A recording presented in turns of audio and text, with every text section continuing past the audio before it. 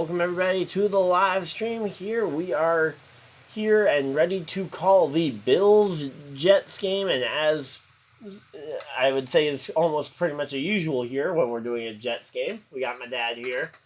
We're going to be calling this one. So you obviously weren't here for the first Jets versus Bills game that I called this year, but... No, I missed that one. Well, I watched that one. You watched the first 4 snaps and then gave up. First 5. Yeah, the snap of the Achilles. Yes. But, yeah. I will say I'm kind of glad you weren't subjected to that as a live reaction, but... Me too. I'm kind of curious to know what the live reaction would have been. Well, no, you probably wouldn't have been. Then YouTube might have shut you down. I'm sure they've heard worse. But, yeah, so here we go. We're getting set and ready here. So, yeah, we're just kind of waiting for the start of the game. You want to go through some of the Jets players to watch here? Well, let's talk about injuries first. Okay, injuries. So, let's see. Here's your injury reserve. Thank you very much. Holy moly, that's tiny. Yeah. Well, there's a lot of them. That is a lot of injuries.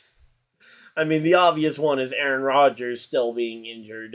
Supposedly, sounds like maybe next week or the week after could be the return of Aaron Rodgers. Obviously, he won't be ready for today, but any return this season would be a miraculous comeback for him. Looks like the majority of the rest of the names I'm seeing are mostly linemen, either offensive or defensive linemen. And as a Vera Tucker is probably the most notable of those linemen. Well, I've still got Wilson listed as questionable, probably. But he's going to end up playing. He's out there right now on the practice field. So yeah, I'm going to say 5 minutes, 30 seconds till kickoff here. We got the Wilsons working it out here. And there we go. There's your number 1 defensive player right there, both in jersey number and performance. I'll take him in the backfield, but I'm still a huge fan of number 96. I think he's he's what makes this defense what it is. You mean number 95? 95, whatever. Keenan Williams. Yes. Yep. And how you get Keenan out of that, I'll never figure out.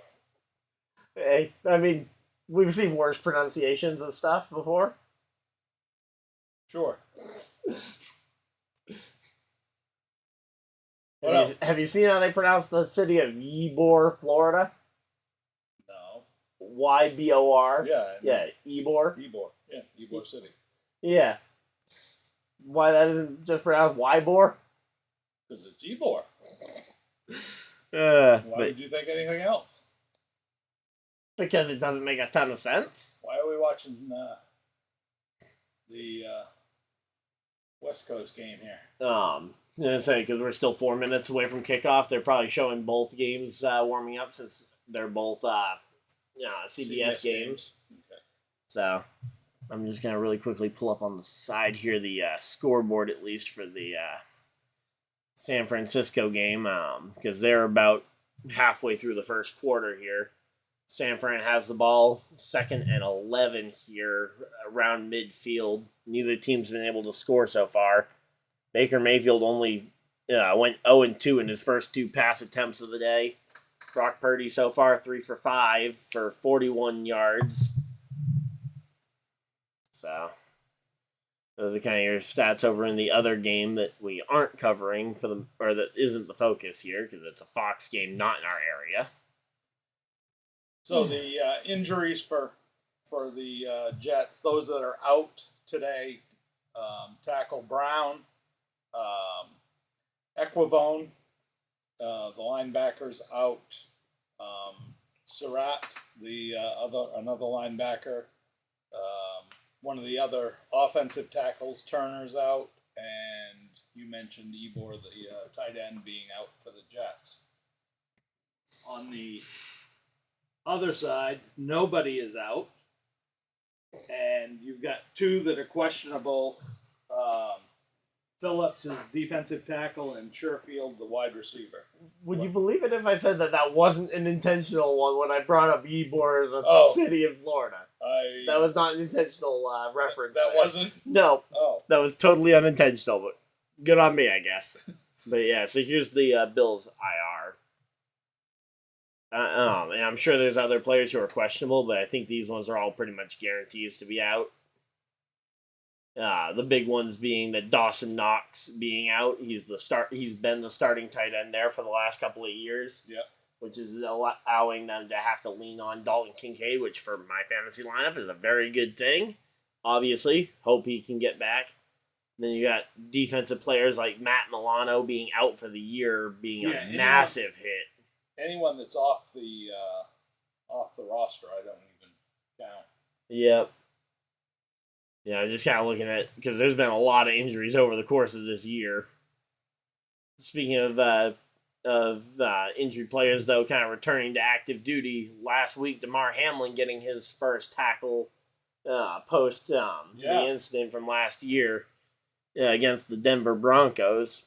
Unfortunately, didn't end up converting it into a win, but hey, nice to see him out there, and he'll be out there again today, it looks like.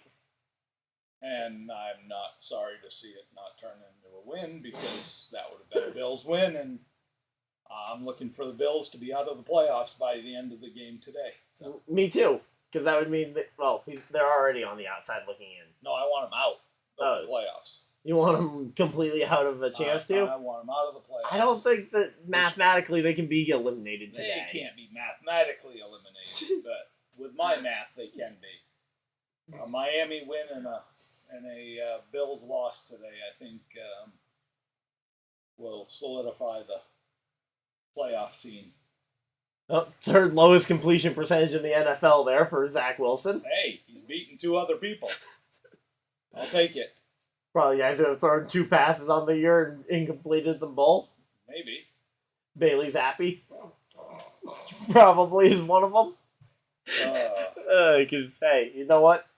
Jets aren't even last in the division either. They've got the Patriots sitting at the bottom of that division. It's a good division, though. Oh, yeah, no, it's definitely a good division. Probably the second best on the AFC side of things. Second to the North, with the Browns, Bengals, Steelers, and Ravens. Yeah. Because that is, I think, undoubtedly the best and most competitive division here in sports. I don't know. I think this is pretty competitive. It would be way more competitive if there weren't as many injuries. And granted, the injuries that we saw on Thursday night's game are going to make this way worse. Because Burrow being out for the season, Mark Andrews out for the season, both of them being out are going to significantly hamper that division. But here we go. Kickoff, and Tyler Bass gets the kick off, and is it going to be returned? Yes, it is. Oh, the ball's loose! Are you kidding me? I'm assuming that was down now. Are you kidding? That was a nice tackle. The ball comes loose on a big hit there. Oh my! Who's 82 for the? 82. That is. He was the hero who got the game winner in the season opener game. That was. Oh, that might be out. Xavier Gibson. Yeah, that might be out. It's close, but yeah, Xavier Gibson, the number 82. He was the guy who got the punt return touchdown against the Bills. That was a beautiful tackle. Yeah, it was very big. That's for sure. I had not seen it. Number 41. Number 41 for the Bills. Who dat? Because I don't. Gilman. Yep, Reggie Gilman there. Fullback. Oh, he was a lost fumble. It was a lost fumble. Yeah, and here we go. Josh Allen scrambling, gets about 2 yards after running for about 10. Yeah. Rushes for 10 yards in the backfield. So here we go. So there's the offensive player focus. That's an interesting stat. Since 2020, Josh Allen's win percentage in Week 11 and beyond is 18-3. Yeah, takes the snap and bobbles right off the hands of Stephon Diggs there. I mean, it was a very quick pass. I don't know if Diggs was ready for it. So, yeah, new interim offensive coordinator there for the Bills after they fired Ken Dorsey in the well, not off week, but in between the last game. Yeah, Joe Brady. And I feel like having a Brady anywhere near the AFC East has got to be a nightmare for a lot of those teams. Yeah. I would think there'd be a trigger warning on that. Oh, sack! Yep, deep sack for number 17, Josh Allen, and hey, there's your guy, Keenan Williams. Goes there. So I'm expecting this next one. This is only second down, isn't it? That was second down. It'll be third down here. So they have one more play, I think, before they are field goaling it. He's field goal. Oh yeah, Tyler Bass is out there. 4th and 19. Yeah, 4th and 19. Okay, I must have missed it. Oh wait, yeah, the incompletion, the short scramble, and then the sack. So yeah. And it's a 3-0 lead for Buffalo. Kick straight down the middle. Yep. 48-yard field goal. And that's going to be 3-0 Bills, which... So Buffalo strikes first. And they struck first right there on that... Yeah, and I think the storyline that we're going to be following later on throughout this game, and I know it's an unfortunate storyline for you, is that the Jets now have to try and get up because they didn't get the ball to start the half, essentially, and they're not going to get the ball after half either. Right. Unless a bizarre set of circumstance happens where there's a fumble on the kickoff to start the second half, too. Which would be insanity. Although, considering this NFL season, I wouldn't put insanity out of the window of possibility here. No, I think that's pretty much defines this year's NFL. Yep. So some of the other key impact players I would say for the you should be keeping an eye on if you're a Jets fan. Tyler Conklin has been one of Zach Wilson's most reliable targets. Number 83 tight end there. For whatever reason, that just seems to be the guy he seems to connect with on the field, even though he's got a lot of good wide receivers around there. I'm hoping he connects with Garrett Wilson, because that's who I have in my fantasy lineup. Yeah, well, and he's probably your best player, too, on offense. Well, that doesn't take a whole lot. My fantasy lineup's not that good. Well, no, I'm talking about on the Jets' offense. Yeah. Because you brought in all those offensive weapons, but I don't really think any of them were really better than Wilson there. No, Wilson's definitely shown himself. Yep. I was looking forward to seeing an alpha wide receiver wearing green catching passes from Aaron Rodgers, though. Yeah. It's been about, a year and a half since we've seen that? Because Devontae Adams wearing green in Green Bay? Well, he may be done seeing that from Aaron Rodgers if he decides to retire. Again, with all the talk about him coming back, I think he'll come back for at least either the remainder of this season or the return next year.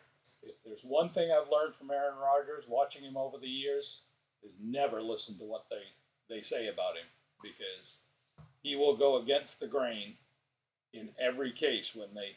Yeah, but he doesn't give up either, though. He doesn't give up.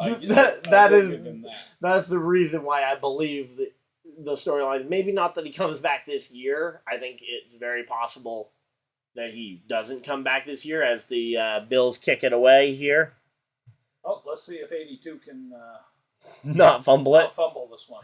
Holy moly, he just got tackled again pretty heavily by the same guy. Number 41 there on the tackle. Did we have any timeouts get used there? No. I didn't think so, but nope. For whatever reason, it always seems like there's an early timeout that gets taken off the board. And San Fran, touchdown to McCaffrey there over in San Fran, getting the first points on the board. That whopping 4-yard touchdown pass. Yep. But hey, you know what? McCaffrey's on one of my fantasy lineups, that's for sure. I know that much. Seahawks-Rams hasn't had a score yet, although ball's right around midfield for the Seahawks in that game. And, ooh, a stop there for... I have no idea what happened there. I saw 3 yards on the rush, and then... Oh, we got a flag. And then all of a sudden, there was something going off on the side. Oh, Mekhi Becton's back. I thought he was I wonder if Hall out fumbled injury. that. That might have been a Breece Hall fumble. I was just seeing on the graphic, Mekhi Becton's back. I thought he was still injured. He was another one who plays on injury. Personal foul. All right. On the defense.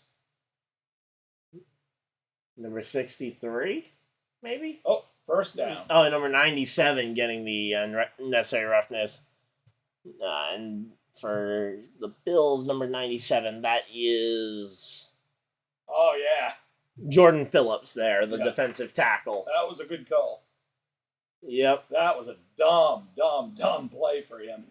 Yeah, giving the Jets a free first down on what could have been a potential lost fumble. Yep. And here we go. That's a... Oh, wait, for whatever reason, I thought it was Wilson all the way back 10 yards in the end, or in behind there, and Breece Hall drops the pass. That is... that was actually good targeting, too. It was right through his hands. I'm usually one to... I'm usually not a big... I'm not usually a big supporter of Zach Wilson, but that was very good accuracy for the quarterback there. I'm not sure Zach Wilson's parents are a big supporter of Zach Wilson at this point. Fair enough. But yeah, here we go. So Wilson under center here. He's got 2 backs in the backfield here. My guess is he'll fake the handoff to one, hand it off to the other. No, fakes the handoff. And takes a deep sack, 3rd down. And number 90 there for the Bills. Shaq Lawson there on the stop. And that is the one thing that I think is the worst thing that Zach Wilson does. Is he holds the ball way too long. Yeah. I'd love to see a clock on that. Well, it had to have been 3+ seconds. I'd also like to see, though, the field to see if there were any receivers he could have tried to target. Doesn't matter. Throw it out of bounds. Yeah. Here we go. Dropping back again. Here we go. There's the bomb, and I thought that was picked off for a moment there. He threw it out of bounds that time. Yep, overthrowing his receiver there, the intended target. But at least he got rid of it. Yep, the target there on that one was the Wilson to Wilson connection going there. 4th and 20. I think we'll see a punt here. Oh yeah, no doubt. And here we go. Jets will be punting. Yeah, that's Thomas Morstead there. Number 11 for the Bills back to receive. That's one of their backup wide receivers there, Deontay Harty, back to return the kick. And the punt is off. Pretty good punt to the 28-yard line. Return to the 31, and that's where the Bills will pick up and take over on downs here. All right, and I'm not sure what happened there. Let me go ahead and reset that, sort it again. So 3-0 lead for the Bills, and they're going to commercial break. Buffalo will be taking over at the 31-yard line. So here we go. So currently under commercial break here. Just going to take a quick moment to kind of look around the other games, just see if anything else has happened that we didn't see yet. So Baker Mayfield finally completed his first pass for 8 yards. That Seattle game finish up? Seattle game finish up? Yeah. Wasn't that the one that was playing at the 1 o'clock slot? No, they're the game on the. They're the West Coast game on CBS right now. Yeah, they're 8 minutes 30 seconds left in the first quarter. But no, Giants put away the Commanders, which is surprising there. Cowboys beat the Panthers. That game went final. All the 1 o'clock games are final here. Okay. Dolphins beat the Raiders. Browns beat the Steelers. Lions holding off a very fierce Bears team. The Packers beating the Chargers. Jaguars holding off the Titans there. So, yeah, That those was are... a monster game for Trevor Lawrence. Yeah. He needed that after the last 2 weeks. Honestly, I mean, we'd been waiting to see that offense just kind of have an explosive game. Yeah. 2 passing touchdowns, 2 rushing touchdowns. Oh, yeah, see what happened in the Giants-Commanders game. Tommy DeVito for 3 touchdowns? Who even is he? I mean, is he... Jones's backup. Is he... Jones's backup's backup, you mean? Oh, true. Because they had the other guy that went down with an injury, too. Can't remember his name for the life of me, but... For who the first backup was. But yeah, no, he's the third string guy there. Sam Howell throwing 3 interceptions, continuing to try and pad his lead over the rest of the QBs for that overall passing yards lead. I think he may have lost it, actually, to C.J. Stroud, because C.J. Stroud did throw more yards in this game, and they were pretty close. 255 yards, that's pretty decent passing yardage. Yeah, that is pretty good yardage, especially for a sophomore QB. Sophomore QB on the losing side of the ledger. Yep. And here we go. We're back, and James Cook gets the handoff and goes nowhere. But yeah, C.J. Stroud, despite his 3 interceptions today, he ended up going for 336 on the passing yards game. So nice. Yeah, talk about some good numbers for a rookie there. So, yep, Gabe Davis on the Bills. He's a weird target that Allen seems to target in the red zone a lot. Here we go. Allen drops back, short pass here to Diggs there for about, 3-4 yards? And where'd the ball go? It went out of bounds. Did he fumble it out of bounds? Yeah, he fumbled it out of bounds. Fumbled it forward about 7 yards. Out of bounds. And to say, the Bills get that ball back, right? Wherever it went out of bounds, as long as they were the last people to have possession. Yep, so it's 3rd and 1 instead of 3rd and 7. That has got to be the most... That's got to be one of the... Wait a minute. Wait, what? Nope, not 3rd and 1. They're actually they took it back. Yeah, 3rd and 6. Yeah, CBS's graphics are a little bit behind there. And ooh, nice flip pass, Dalton Kincaid. I don't think so. Dalton Kincaid, first down, first and 10. I think that's an incomplete pass. He secured that pretty well. I don't know. Look how fast they got on that. Yeah, one. They don't want to have that reviewable. They knew better. Yep. Oh, and it's dropped there, Incomplete but it doesn't really matter at this point. All right, 2nd down and 10 for the Buffalo Bills. Yep. They knew it was definitely close, but that was a really good catch. If it was, it was a good catch. I mean, he caught it, but then I think he fumbled it before or lost control before he hit the ground. And here we go. Allen in shotgun here. He's got to back off to his left. Back for a pass. Yeah, short pass here to Kincaid. Goes for about 4 yards before getting forced out of bounds. 3rd down and 6 again. Let's see, 3rd and 5 officially. Just gonna pull up my fantasy roster so I can keep an eye on my teams there. But yeah, right now though, this Bills offense has been really good. It's just been the fact that the defense lets up so many points. And, yeah, turnovers also seem to be a problem for the Bills. Here we go, counting down that play clock. Takes snap. And he's just going to run it himself there for the first down and slides for Josh Allen. Yep. So Josh Allen runs for a first down, crosses the 50-yard line. It'll be 1st and 10 on the Jets 47. Yep, so Josh Allen goes for that slide, and again, he's just, I think he probably could have gone further, but he doesn't want to risk the injury of trying to force it for extra yards here. And there we go. Handoff up the middle to Diggs. Delayed handoff to Diggs. Picks up 7 yards. That looked like a running back play, but the runner was Stephon Diggs there. Oh, wait. Was that Cook? Because they're showing James Cook here. But I was pretty sure that was Diggs that went for the run up the middle. Seemed like a weird usage of Stephon Diggs. Would have been a weird usage.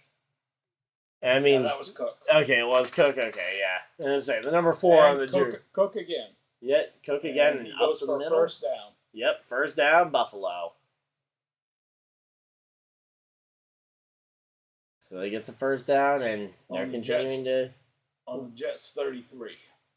Yeah, long sustained drives. That's what Buffalo is trying to do right now. Just wear out this Jets defense as early as you can, especially while you have while it's small, you have a lead.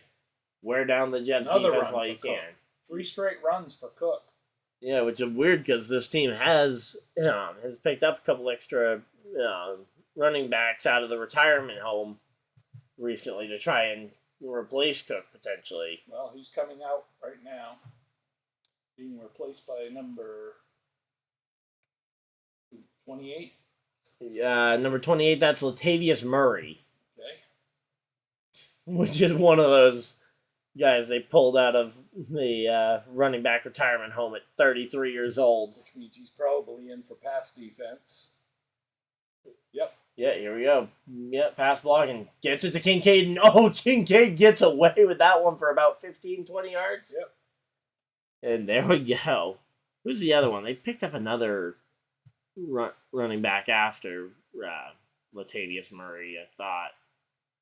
I don't remember who it was. Did I say pass defense? Yep. I meant pass blocking. He was playing defense. He was defending the quarterback. Huh. Maybe the other running back's on IR, trying to figure out, or maybe they released the other guy that I was. Well, now he's gonna run. Thinking of, yeah. Got two hard fought yards there on the run. Takes it to the Jets 12-yard line. 2nd down and 8 for the Buffalo Bills. Yep, and also when you're thinking about some injuries that I remember from that are season-ending, you had Nyheim Hines, the running back they traded for last year at the trade deadline. In particular, he was a great special teams guy. He was the guy that got the 2 kick return touchdowns against the Patriots in that final week game. He ended up going out before the season even began with a jet ski injury.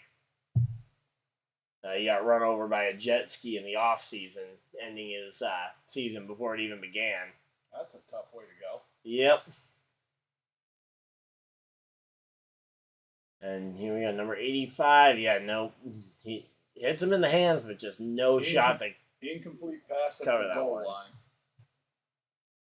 Yeah, and as a Colts fan, I was really hoping to see Nyheim Hines do well this year with the Buffalo Bills.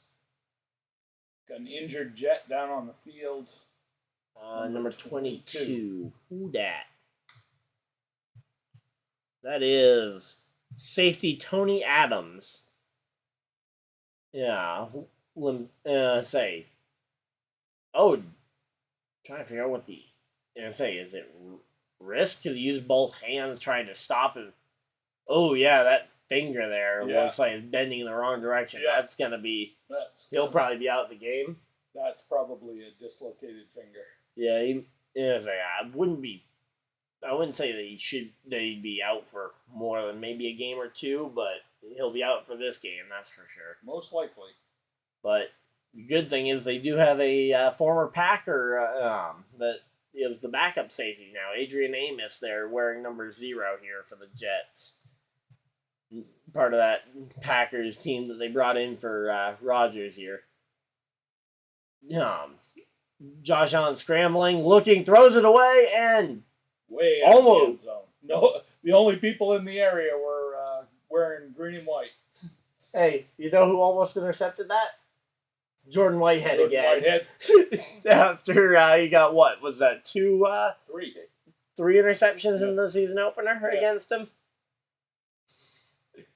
But yeah, Jordan Whitehead actually got a hand on it. If you watch this pass, assuming that, nope, they're going to focus on Allen going down there. But, yeah, Whitehead actually got a hand on it, too, which was scary. 30-yard field goal attempt here. Yeah, Tyler Bass punches it right up the middle there, and that's going to be a 6-0 game so far. The Bills are doing exactly what they need to right now. Going up and down the field and scoring every time they get the ball. Yep. Can't ask for much more than that. And again, these kind of long, sustained drives, because, I mean, so far they've... I mean, how much time have they run off the clock already this game? I mean... They've run almost 10 minutes off the clock already, about 9 minutes off the clock. I would like to see the time of possession breakdown here. Because the Buffaloes definitely had it for the majority of the... 7:24 to the Jets only having it for a minute 37. Okay. So, yeah, that's the time of possession. Yeah, so far, only the one penalty so far. The 15-yard penalty there that got the first down for the Jets. Weird to think that that's the only penalty we've seen. Both teams have allowed, one sack. But, I mean, the total plays, I think, tells the story as to which teams just kind of controlled this game so far. 4 plays for the Jets, including a punt, versus the Bills offense, which has taken 16 snaps between offense and special teams. Yeah. I mean, that's a lot of plays comparatively. So here we go. Let's see. Don't worry. The Jets are at negative 10 passing yards right now on the day. So far. Yeah, still a long way to go, but... That's a pretty good day for Wilson. Yeah, they're at negative 2 yards per play total because they haven't done much. Well, they've only had 4 plays, really 3 plays to even try and do something. So yeah, Keenan Williams got the solo sack. Right now, though, DJ Reed leading the team in tackles for the Jets. So yeah, that Jets defense isn't doing bad. The problem is the Bills are doing just enough to kind of keep moving the sticks. So here we go. What do you want to see from the Jets here on this next drive in terms of like potentially a play or two? Better than a total of negative 8 yards. Fair enough. Which is their and there's that time of possession numbers that we just highlighted. What I like to be ahead of the TV commentators.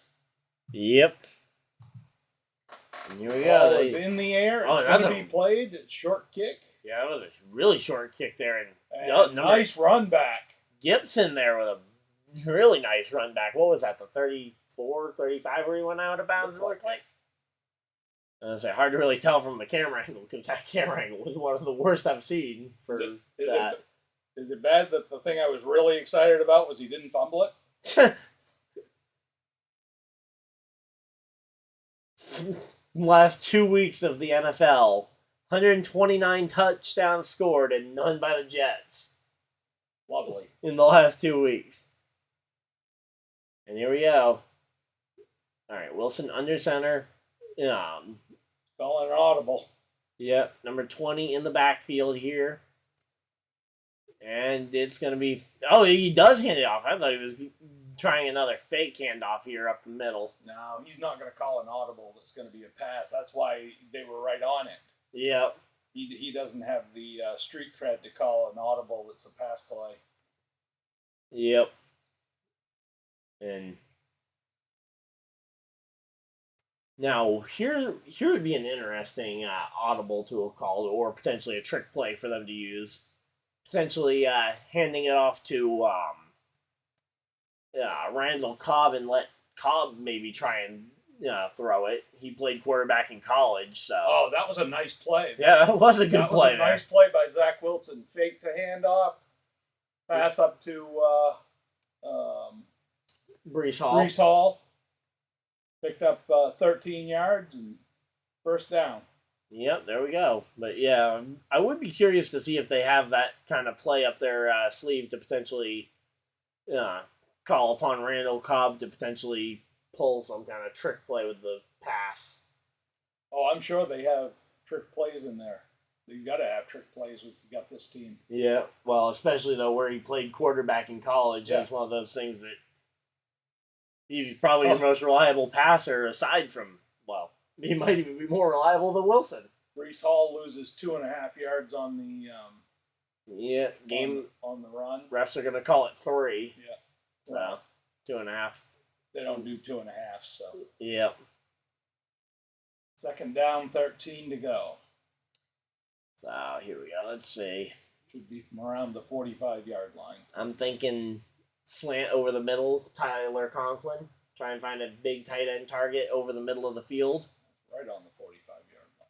Yep, here we go. Lined up. Wilson in the shotgun. Brees Hall off to his left. And he drops back. It's a pass. Oh, and he was blown up immediately. Yeah, that was not Zach Wilson's fault.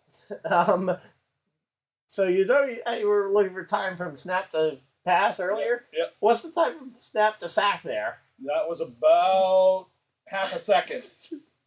So, what happened to the O-line there? We don't have much of an O-line. That's part of our problem. Yep. Which is why he needs to keep his snap to pass down to 2.8 seconds or less. Yep. Well, he might have done that because he looked like he was ready to throw it there if he had maybe half a second more. And there's one of the O-linemen sitting on the ground because he got his say, clock handed to him. Did you happen to see what number? 68, I believe. Number 68. Okay, let's see who that is as they go to commercial break. Of course, they're going to commercial. Dennis Kelly is the player, assuming that 68 assuming was it. that what I saw was correct. Yep. And say he is no lineman, so. Okay. Well. It also could be Joe Tipman, 66, the center. Carter Warren, your tackle, 67. I know what the offensive lineman's numbers are going to be, but most of the O-line is in the 60s. Yeah, Mekhi Becton being 77 is kind of the big one I was worried about if he was down. Because he's your left tackle. Oh, okay. Yeah, he's your left tackle there, but he wears number 77. So if you saw 6, it wasn't him. 6. So, yeah, if that's your center, though, that could be a big loss. It could be. Because secure snaps are going to be crucial here as you get later and later into this game. Especially with Wilson being an under center quarterback half the time. Yep.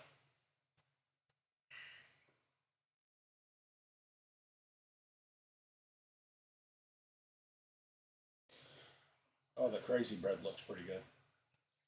Yep. Looks crazy. So do you. Here we go. So let's see what else we got for. I mean, the thing with these two teams, I feel like a lot of.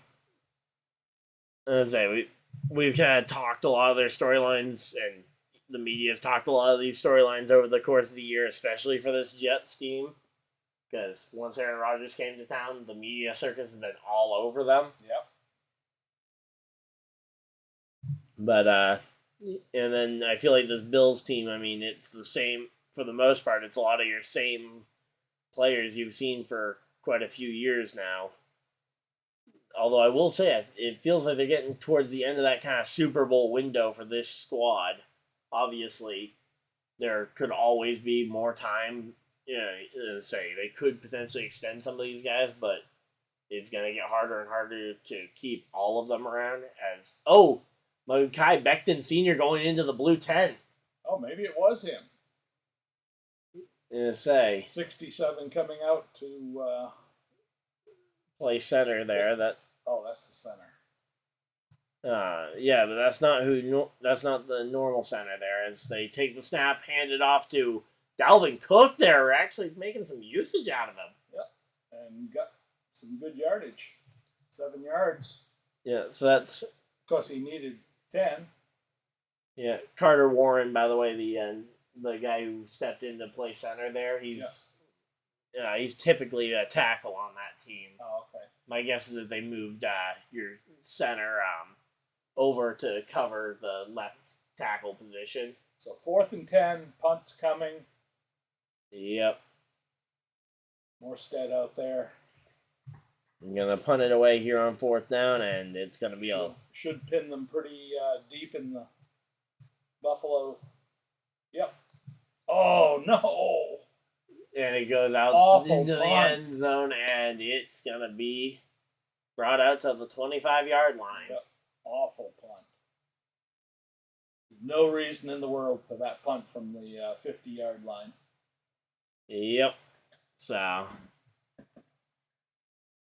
I'm not seeing a whole lot good in this Jets team today. yeah, that's always kind of your worry there. That say if they don't find it early, are they able to make the second half adjustments? Well, they can make the second half adjustments, but the defense is going to be tired. I mean, they're getting worn down already, and we're still in the first quarter. Yep. And here we go. So the good thing is that the offense is going to be nice and rested. Yeah. They just need to figure out how to do, I don't know, anything. Has Garrett Wilson even been targeted today? Yeah, he's been targeted a couple times.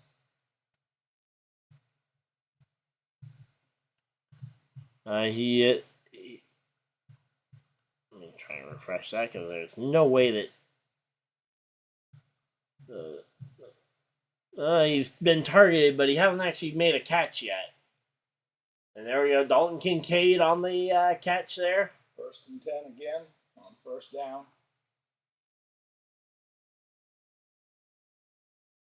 Jets defense looked like it was completely out of sync here. Yep. So here we go. Yeah, left the big tight end open right in the middle of the field. Who's 57? Jets. CJ Mosley, linebacker. So he was calling everyone to the outside, and then they threw right straight down the middle, right where he should have been. Yeah. Saucegardner there, and able to break up the pass to Diggs there. Yep. And that's pretty good there. With another knee injury, feels weird that the rookie running back is the one with knee issues. Oh, that's not a good picture Mekhi right there. Becton getting on the cart. Yeah, I mean, it isn't necessarily a bad thing all the time, but it certainly is less likely to be good here. As I say, when he's your only offensive lineman. Yeah, well, I just remember I was watching the Titans game. I was listening to the Titans international game.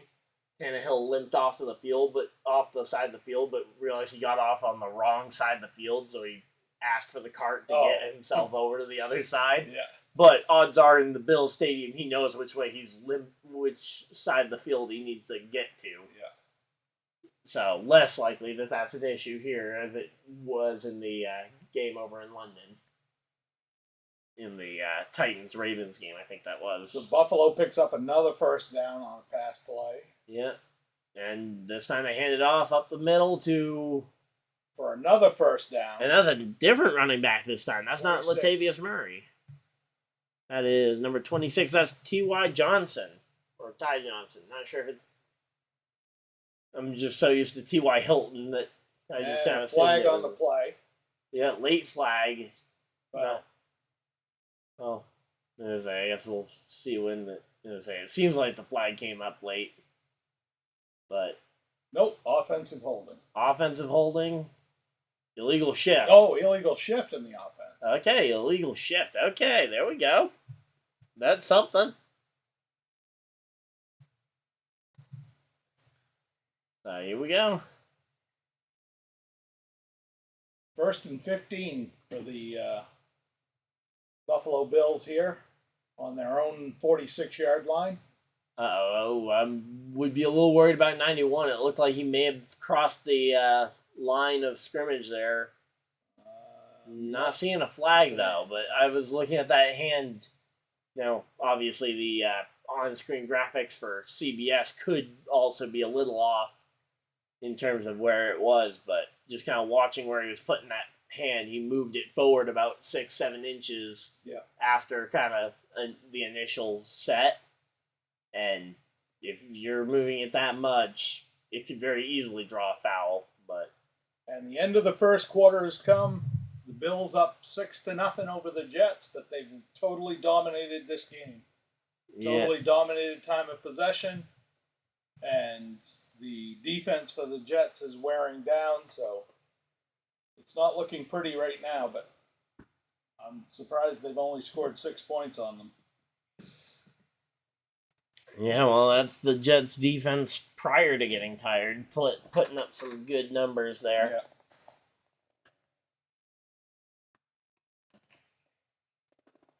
But yeah, this is looking like it's going to be very much a ground and pound type of game as opposed to the traditional gameplay that we normally see from the Bills, where it's all about the big flashy plays to Diggs or Kincaid or Dawson Knox or even Gabe Davis, who's had some big moments like that one playoff game 3 years ago. He had one playoff game 3 years ago, which had everybody talking about him like he might be the number one receiver there, and then hasn't played like that since, pretty much. He still gets a lot of crucial targets late in the game, especially in the red zone, but for the most part, he's a decoy out there. So let's take a quick peek and see how the other games have also done over the last little bit. So the 49ers ended up getting a field goal there, sending the lead to 10-0 over the Bucs. And that game's at the 2-minute warning in the first half there. Buccaneers have the ball, though, at the San Fran 18-yard line. Okay. And then the Rams Seahawks game, which is a little bit faster pace than our game so far. The Rams are now trailing 7-0 as the Seahawks got a touchdown. Who got the TD? It was a passing touchdown from Geno Smith to... Who caught the pass? Okay, it wasn't Lockett. It was DK Metcalf on the touchdown catch. Generally going to be one of those two. Well, I was curious if it was going to be JSN, because they've been working in the rookie receiver here in the latter half of this regular season. What's JSN mean? Jackson Smith and Jigba. So here we go. Let's see. Drops back. It's Allen. He's looking. He's scrambling to the side. Oh, there's a flag, and he throws it away. Out of bounds, and you got a holding call on the offense. Yep, Gabe Davis coming down with the pass out of bounds by about 25 yards. Yeah. Yeah, holding. Yeah. On the offense. And it's going to be what's that? A 2nd and 10. 2nd and 10? Okay. I mean 2nd and 20, sorry. Oh, 2nd and 20, yeah. 10-yard penalty, right? So. Ooh. 10 yards? Bears heading to Minnesota next week. That's going to be a good one. I don't know. I thought that was more likely to be a 15-yarder. No, it's either 5 or 10. Well, let me see if I can figure it out. Only now. 2nd and 16. Okay. Somehow.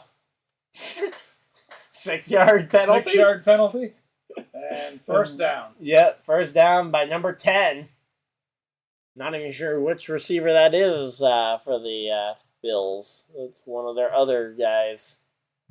Khalil Shakir there on the catch.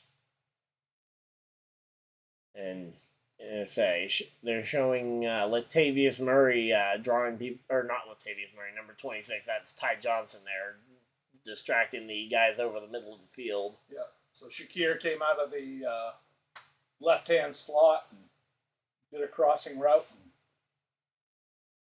took out the Jets defense. All right, so Allen's got a tight end off to his right here. I think that could be the target here. And he takes a sack. And fumbled. It's a fumble, and Did one of the refs drop his wallet? That No, black. What's no. that black thing on the field? That's the beanbag to show where the fumble occurred. Oh, okay. His I wallet. thought he might have dropped his wallet or something. Oh, that's good. Ah, Tell me that isn't very possibly what that could be. illegal contact on the defense. So the Penalty. fumble So the goes fumble away. goes away. Say, who did the Jets end up recovering the fumble or Yes. no? Okay, the Jets did recover the fumble. Trying to figure out where the illegal contact. Oh, it came way down field. Certainly wasn't. I think Buffalo got on top of the ball though. Oh, did they call that?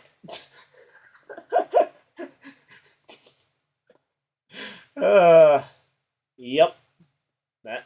Hey, what credit to the refs at least for one thing there. That's somewhat consistent because they called that one against my team in the Browns game. I bet that was different referees. Probably, Just but saying. hey, you know what? At least the referees are being consistent with the calls. And Tampa Bay comes back. And Mike scores Evans a with a touchdown there. Number 13. All right. Making that one. Second and 12 here for the Buffalo Bills.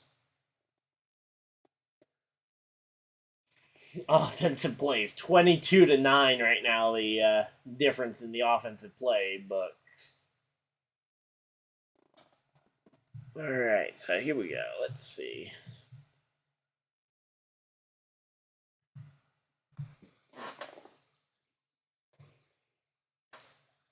All right.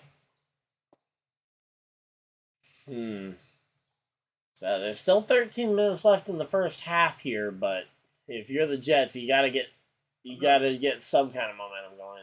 What are they? I don't know what they're meeting about. Yeah. So the Zebras are meeting on the field for something. Oh, are they? Were they potentially reviewing the play? No, The illegal contact.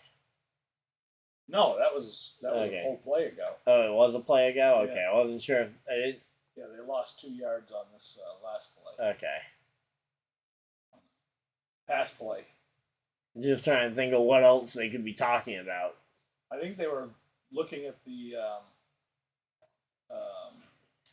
spot on that last play. Oh, spot on the ball potentially. Yeah. All right, and here we go. The Bills are huddling up here. Allen gonna be getting ready in the shotgun, and the referees are stepping in to talk to him again. I look about as confused as Zach Wilson does on the sideline. Looks about as confused as Zach Wilson does at quarterback. All right, here we go. So Allen in shotgun here. He's got Gabe Davis off to his left here. Got receiver in motion, throws it to Kincaid. Ooh, that's a big hit. DJ Reed there with the big stop. And third down, what's that going to be? 3rd and 13 here now? I 3rd and 12. Well, he probably lost yardage. Yeah, I think although if they'd probably give him the forward progress. Yeah, 3rd and 13. I was right. There we go. Hey, I almost know a thing. Who would have thought? I actually might know a thing. So here we go. 3rd and 13 they here. They gave him no forward progress. Oh, yeah, because that's a long 3rd and 13. That's a long 13. And I thought they were going to meet in the middle somewhere right around the even mark on the 13. Yeah. And there we go. Nice pass play there, but not quite enough for the first down. No, Buffalo coming out for a 3rd field goal attempt here. 4th and 2. Let's say, what yard line are they at? It's like I think they're at like the 13. Oh, no, they got to be at like the... They're at the 25 of the Jets, so this should be a chip shot here. 42-yard field goal? Yep. 43. 33. It's a 33-yarder. Oh. I can count. Yeah, and kicks it through. That's going to be 9-0 Buffalo. But more importantly, time of possession. Continuing to go in Buffalo's favor. Jets.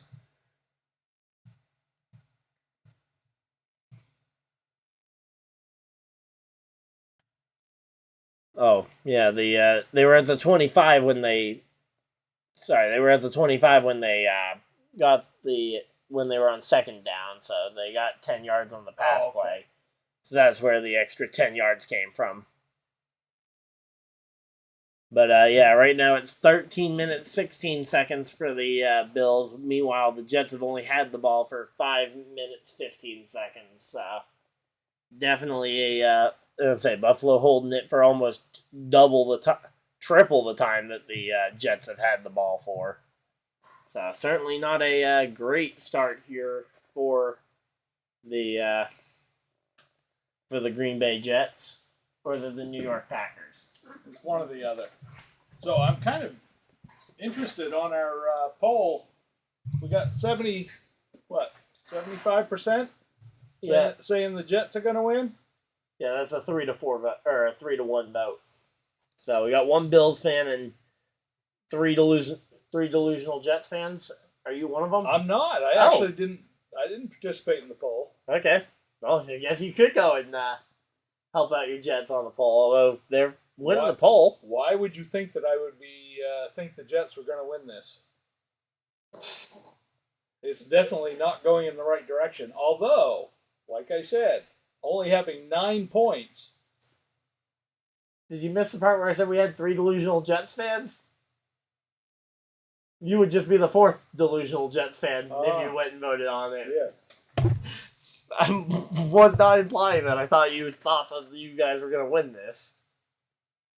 Well, no, you would be implying that you thought I was going to win it. Yeah, blind confidence. Stupid confidence. Yep. Nope. So. Not me. Yeah, let's take a look around at some of the other games, because we're on another commercial break, which they seem to be doing a lot of these. Which hopefully just means we'll have an uninterrupted latter half, and the Seahawks got a field goal there, bringing the lead to 10-0, and somehow they got the ball back, and they're in field goal range again. Because they're at the 26-yard line for LA. So think about this. Buffalo's had 10 plays inside the Jets' 30-yard line, and they haven't come away with a touchdown yet. Yeah, I mean, that's credit to the Jets' defense. They just got to... And that's fair caught there. That'll be brought out to the 25. Yep.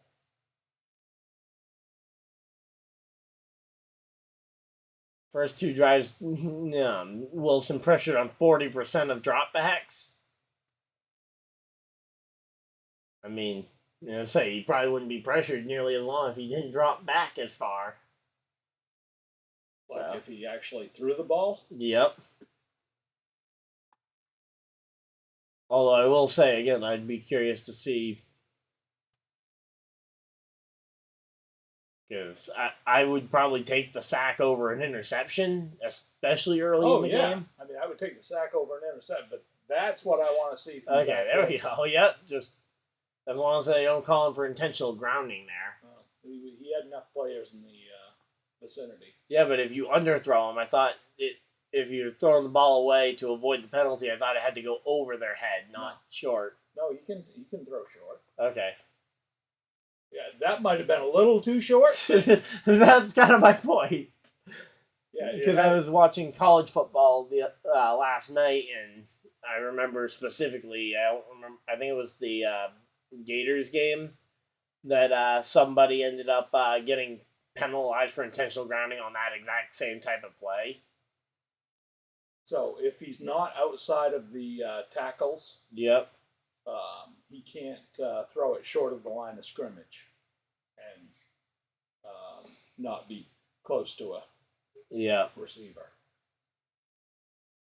So here we go. Outside the tackle.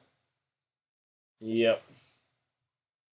So Jets lose two yards on a running play and back to the original line of scrimmage, so they're 3rd and 10.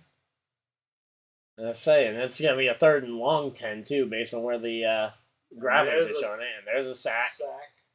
Not entirely sure Wilson had much he could have done there, but he didn't. But he should have rolled out. I mean, 3rd and 10, you can't stay back in the pocket. Yeah. And now it's going to be 4th and 18, and they're going to be punting it away here on 4th down. Unless they have a rocket kicker I don't know about that can kick it to the uprights from there. But last time I checked, Justin Tucker's not on the Jets. Justin Tucker can't kick it that far. You sure about that? No, I'm not sure about that. Because I'm pretty sure he can kick 80-yard field goals backwards.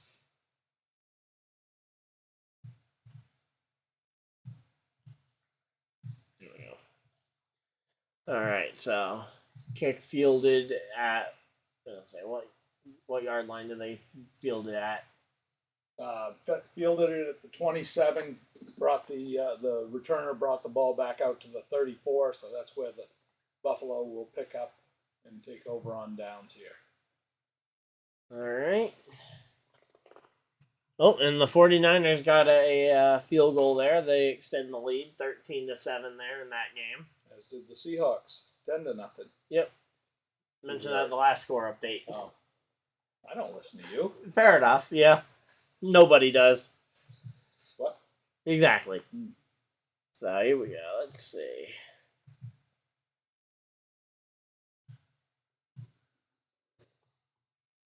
So yeah, we got some more commercials, and yeah, unfortunately we can't just flip to another channel to see the other game going on.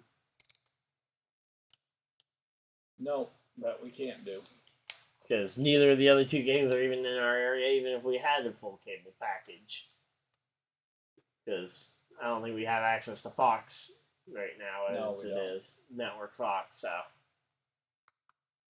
Yeah. Luckily, all the good games for us have all been on CBS, so. Yeah. Oh, and the 49ers game goes to halftime there, 13-7. So, yeah, that game was at halftime. And we are still progressing a little bit slower than the Seahawks-Rams game, which, hey, you know what? For a game that feels like they've been just bleeding the clock the entire game, somehow we're not bleeding it faster than the Rams and Seahawks.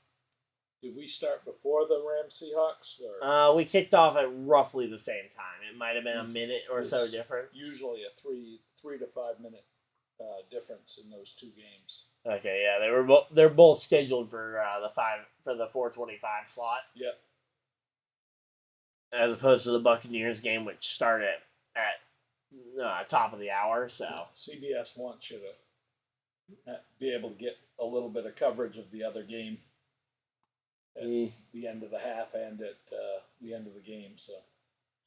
Yep. So they're showing the highlights from the game in September where the Jets pulled off the miraculous overtime victory on the kick return from Xavier Gipson. All right. Buffalo takes over. Yeah, Josh Allen right under center here. Drops back and he's just going to hand it off to James Cook. One of those Cooks.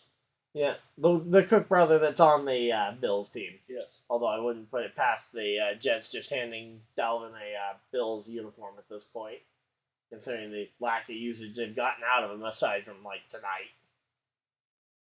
Because tonight was the first time I've actually seen positive yardage coming from Dalvin all year. Here we go, James Cook. He gets away and breaks off for 12, 13 yards there? At least. I'll say it depends where they... Easily a first down. Yeah, no doubt on first down here. Brings his total on the day up to 32 yards there. Hey, look, you at least have positive rushing yards. We do now. 9. Yep. We haven't made double digits yet. Hey, you have as many rushing yards as the Bills do points. Here we go. Hand off to Cook yet again, up the middle, and that's going to go for about 4 yards. Yeah, you're going to see this up the middle thing pretty heavily. Yep. And I say, Buffalo has no real interest in trying to throw anything, especially if it's a risky pass here. Right. They don't want to throw anything out into the flats at this point. Pick 6 is the last thing they want to see. Yep. So, but yeah, I'm going to be doing the, I'm going to definitely do the Vikings-Broncos game later, so I'm assuming you're going to bed.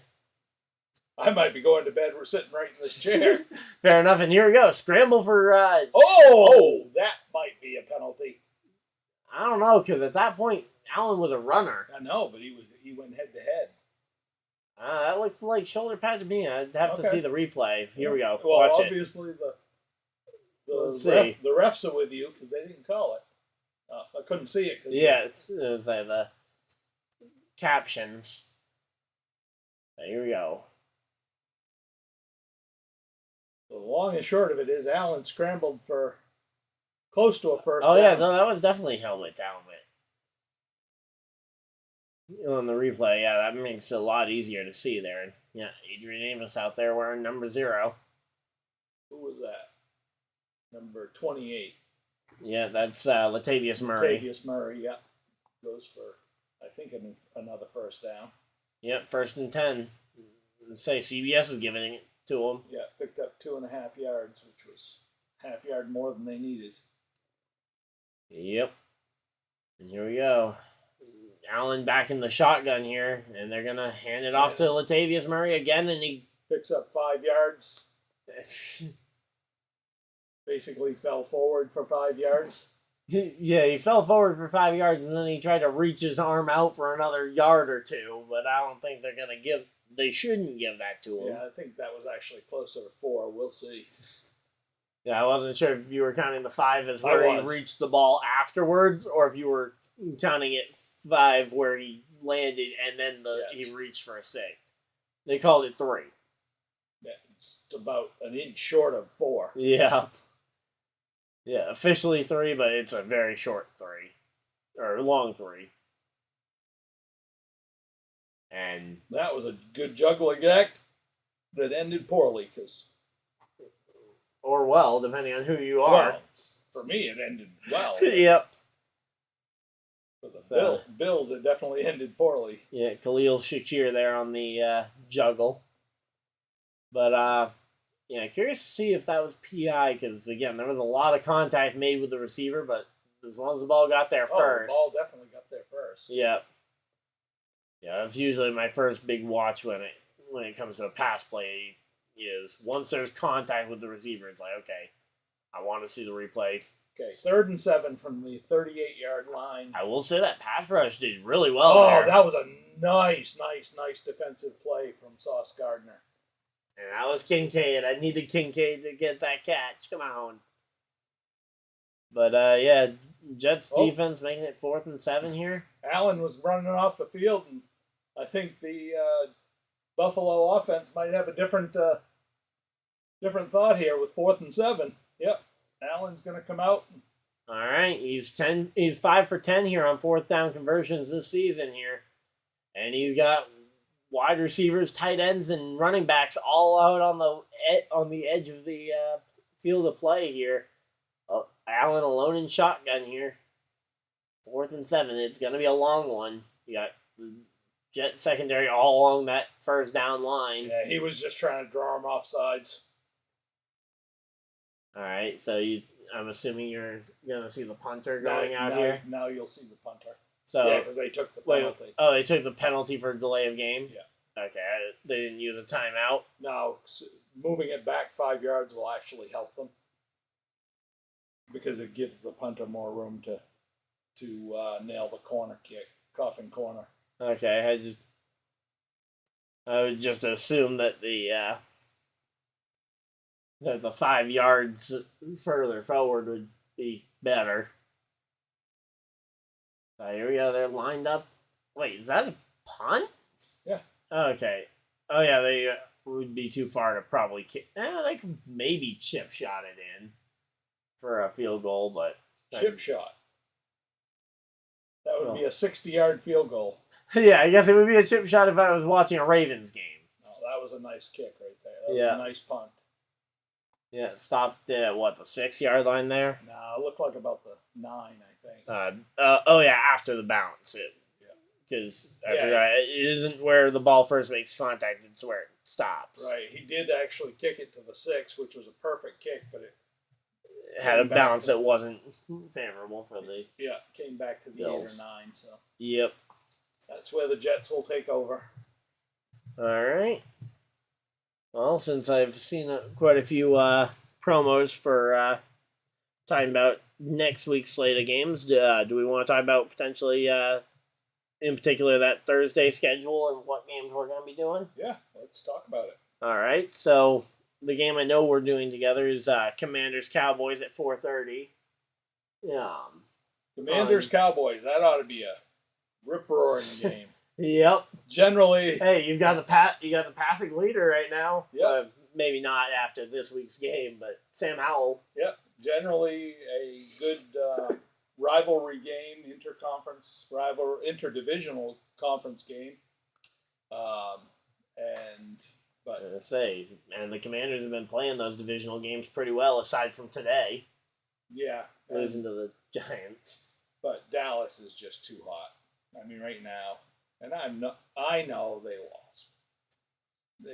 Giants won today. Or, not Giants won. Cowboys won today. Yeah, no. Yeah. I know they won today, but they did have a couple of rough games. But they're...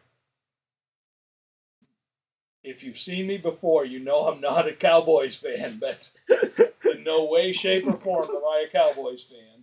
And I am a Dak Prescott not fan. But I give credit where credit is due, and Dak Prescott has definitely led that team this year.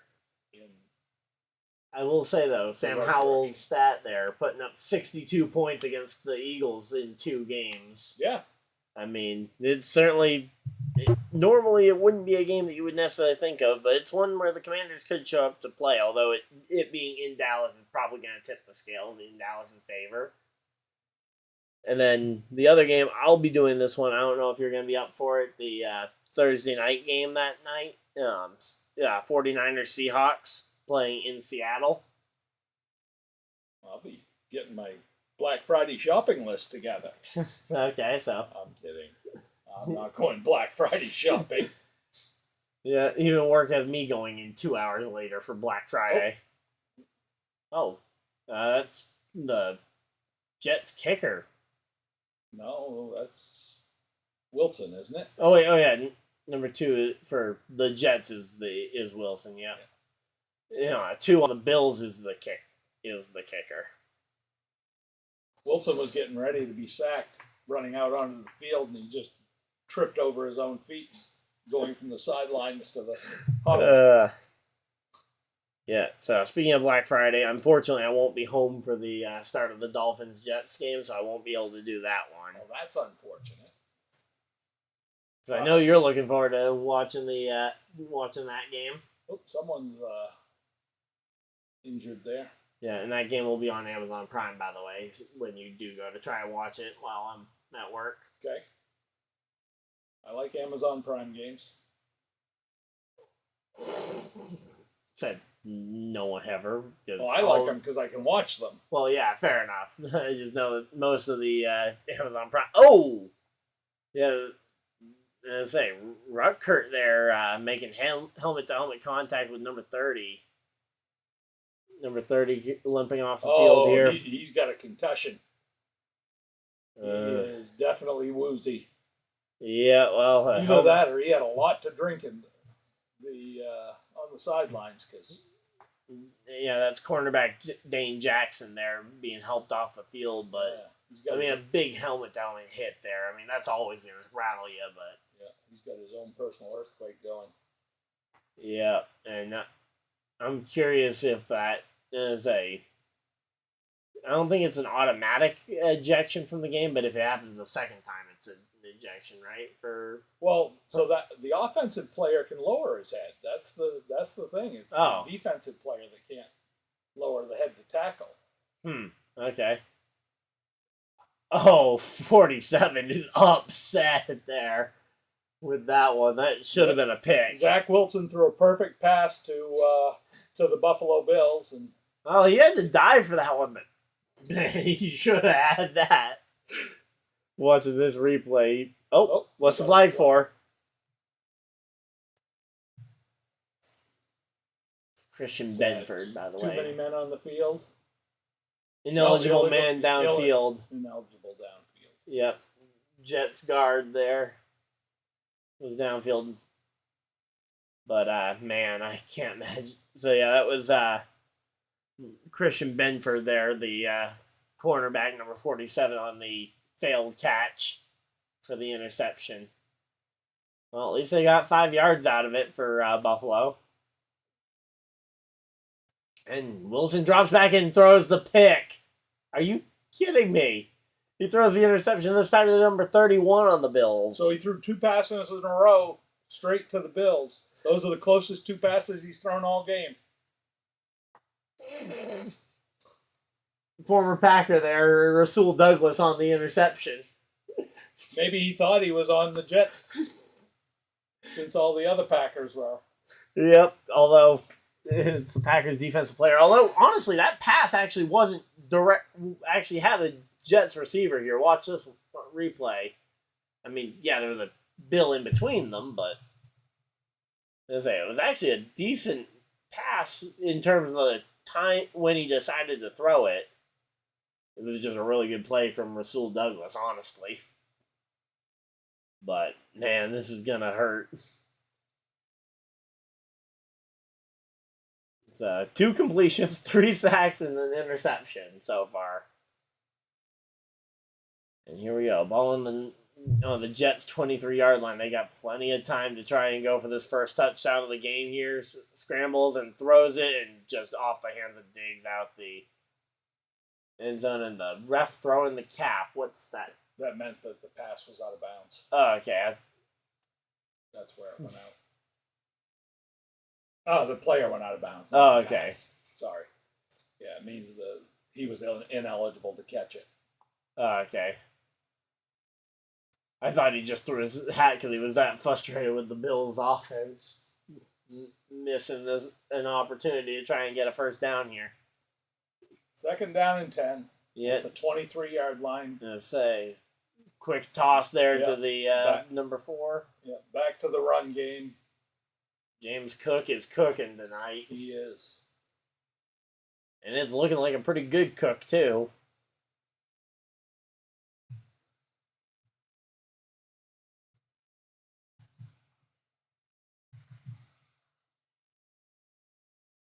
So, Bills-Eagles is our 4:30 game next week on Sunday afternoon. So, not sure if you'd have any interest in joining me for that one, but here we go. Lined up in the field. James Cook gets the pass and goes for 3 yards. For 3 yards after I thought I was getting ready to say nowhere because it looked like he was stopped. It did look like he was going nowhere, and then he fell forward 2 yards officially. Yeah, I would be shocked if it's not a long 2 yards, meaning a short 8. Right? Yes. So here we go. 2nd and 8. Nope. Wilson's on the sidelines crying. I mean, again. Oh, Allen looked like he wanted to run there, but he saw the green wave of defense in the middle of his path. There wasn't flag. Here we go. That's gonna be intentional grounding. No, I think. I think that's gonna be pass interference in the end zone. Was the pass close enough to the run pass option? Holding on the offense? No, on the defense. Okay. Trying to figure out which way they were pointing there. Oh, holding on Saucegardner. Let's see. Oh, yeah. Yeah, definitely a hold there. Arms right around him. Yep. Oh, yeah. What's he arguing about? I mean, I'm okay with arguing a call, but holy moly. That wasn't the only thing you can maybe argue there as well. The pass never was attempted to go towards Diggs. That looked like he was practicing his tackling drills. Yeah. And here we go. Let's see what Allen's going to do here to try and get this one into the end zone. It's 1st and goal here from the 5-yard line officially. And he takes the snap and he's going to try and run it himself. Goes nowhere. He got nowhere fast, though. I say he may have lost that half yard that he had. So he's gone 4 rushes for 13 yards. Still second and goal now. Well, at least it was only holding on the Jets and not pass interference in the Which end would have zone. put them at the 1 yard line. Right, so it's second and goal from the 5. Yep, which means this is a great time to have a slant route here to Kincaid. I think it's a great place for an interception. Oh no, he's just nice gonna pitch it play. he's just gonna throw it to James Cook. Cook gets the receiving touchdown, goes up into the stands, and celebrates with his Buffalo crowd here. So there he goes. Second receiving touchdown of the season and his third receiving touchdown of his career, which is pretty good here. Seahawks going up 13-0 in the Rams game as that game is nearing halftime. That game is now only 12 seconds away from the half, although third and goal for the Rams. And here we go. Buffalo's lined up, and they go for the extra point, and there we go. 16-0. The Buffalo finally gets a touchdown on the board at least.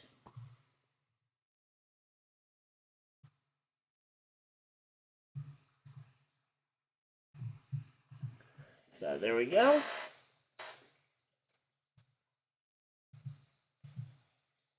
And yep, there we go. Rams get a touchdown late in the right at the end of the half here. They go up, or they go to 7-13 here. They still trail the Seahawks in the grand scheme of things.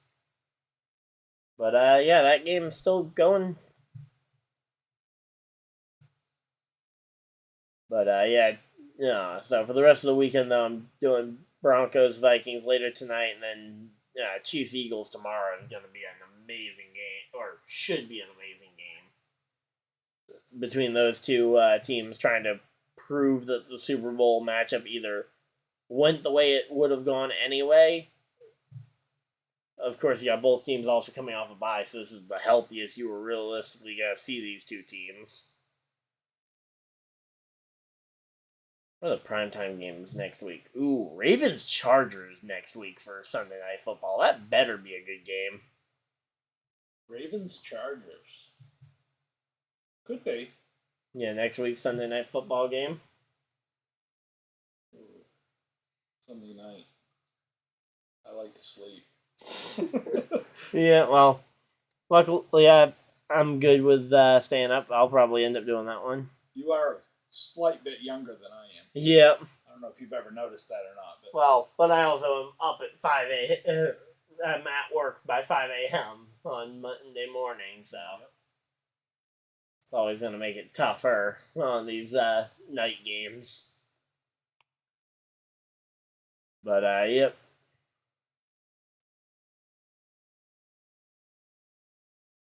it's going to be interesting to see how the Jets come out looking after halftime.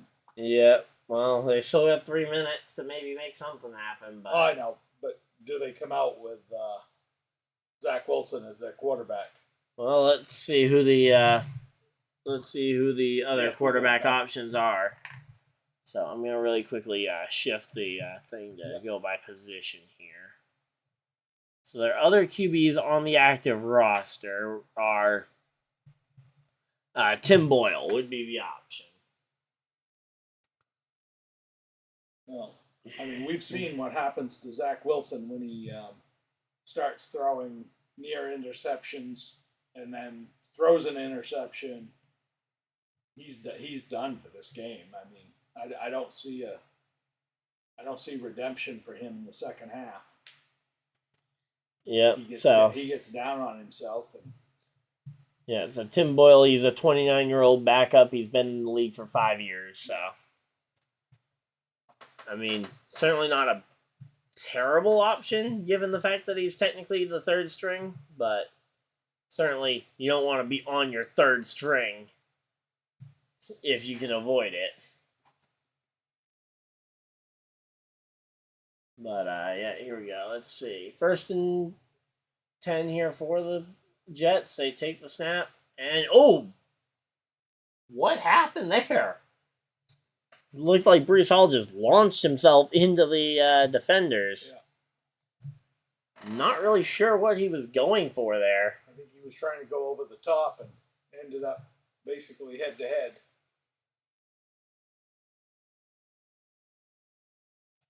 Oh, 49ers extend their lead with another touchdown in the game over in San Fran.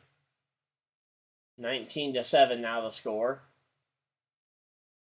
Second down play. Zach Wilson drops back to pass, and it's incomplete. That was almost an amazing catch there for Wilson. It was, but he would have been carried out of the field of play anyway, so.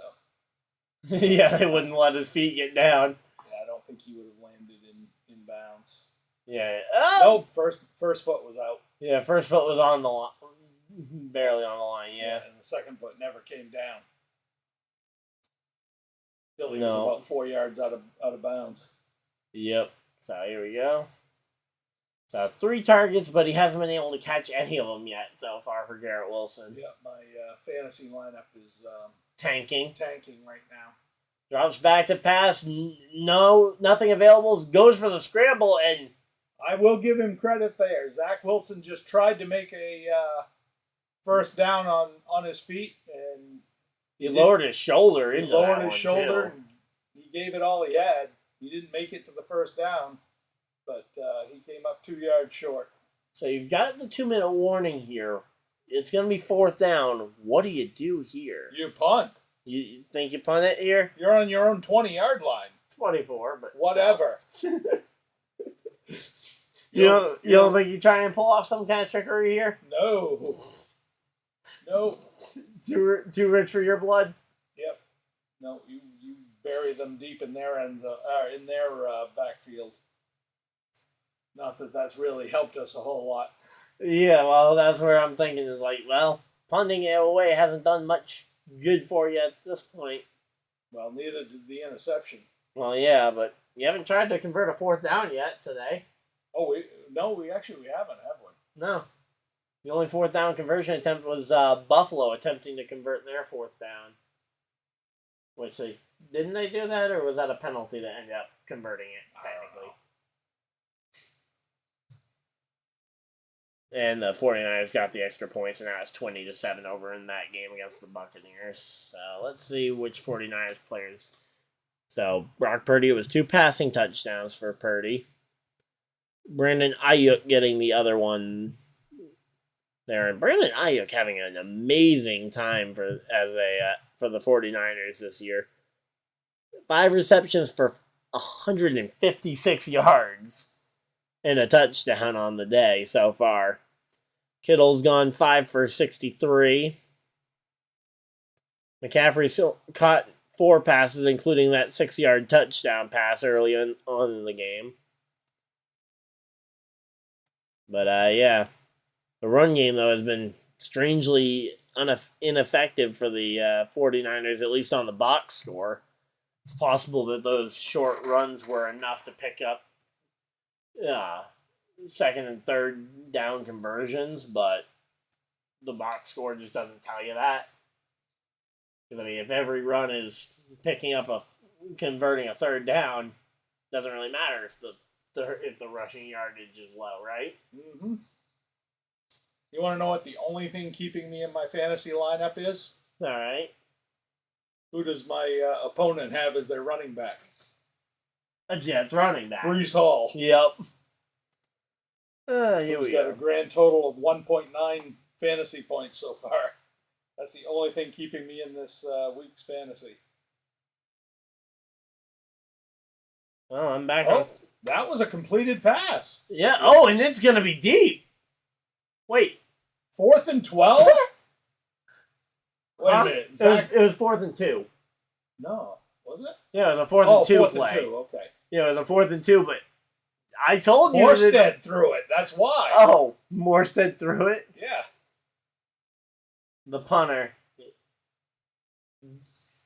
I don't know. That foot's on the barrier there. That's out. Yeah. Well, the question is was that a completed catch before that? Because I thought that was only his 2nd foot there. That's going to be ruled a turnover on downs. That's big. But hey, I said you needed to try something. And that certainly is something. Yeah, let's see. Okay, no, he was definitely in bounds. It's just a matter of spot of the ball. Right.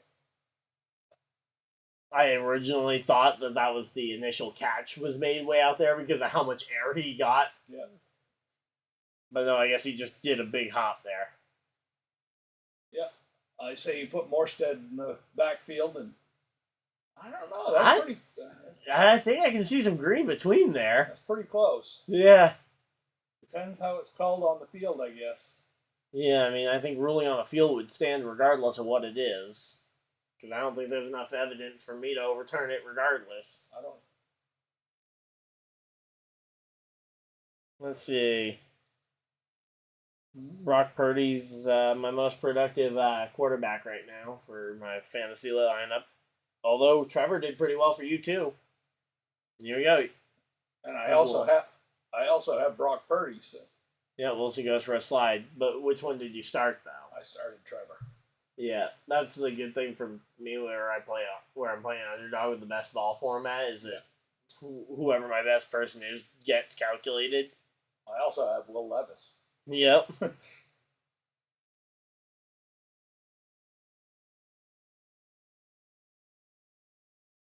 Oh wait, no, on the week. I don't know who he was throwing to there. I'll be interested to see if they. Doesn't look like the. Showing the halftime report thing. Yeah, I think the refs went to halftime there too, because I didn't see anybody in the area of that pass, which was clearly not a pass. It was clearly intended to throw the ball away. Yep. Oh, okay, maybe Breece Hall was in the area. Yeah, no, not even close. Was it? Was the pass maybe deflected though? Because I saw the defender had his hand in there. Might have been. Well, the intentional grounding could get argued away if the defender kind of deflected the pass away from a potential receiver. You don't have to get too back to the line of scrimmage if there's a player in the area, but there was no player in the area. I mean, Breece Hall was out to the left-hand side. I mean, not that I'm complaining, but... I mean, maybe he was trying to throw it to one of his O-linemen. That's not allowed. I remember the Packers trying that play last year. Yeah. They tried to play to their left tackle. Well, you can if he declares himself eligible. Yeah. But you don't know. You have to do that before the play. Yeah, well, maybe one of their linemen declared themselves pass eligible. You don't know. All right, 4th and 2 again. I'd say I don't know if you try it a second time, but again, you got to try something. Oh, I think you try it here because you're on the 50-yard line. But yeah, I would just be a little worried because if it does go wrong, because you got lucky that first time. Well, that was a fake punt. Yeah. I mean, at least this one you're actually making a play. Yeah, you're putting the ball in Zach Wilson's hands, and it's good. There we go. And Breece Hall gets it to that yard line, and I'd be shocked if the Jets don't call a timeout here. Yeah, there's yellow down. Oh, there's a flag. Oh, injury too, potentially. I thought I saw a flag down, but I'm not seeing. Let's say a marker. Shouldn't this be? This would be an injury timeout, Buffalo. So that would cost Buffalo a timeout, right? Because it's within 2 minutes of the half. Probably. All right. Well, I'm gonna go ahead and take the timeout off the board. Yeah, there is a penalty. Offsides on the defense. Penalties declined. Yep. First down. First down. Jets.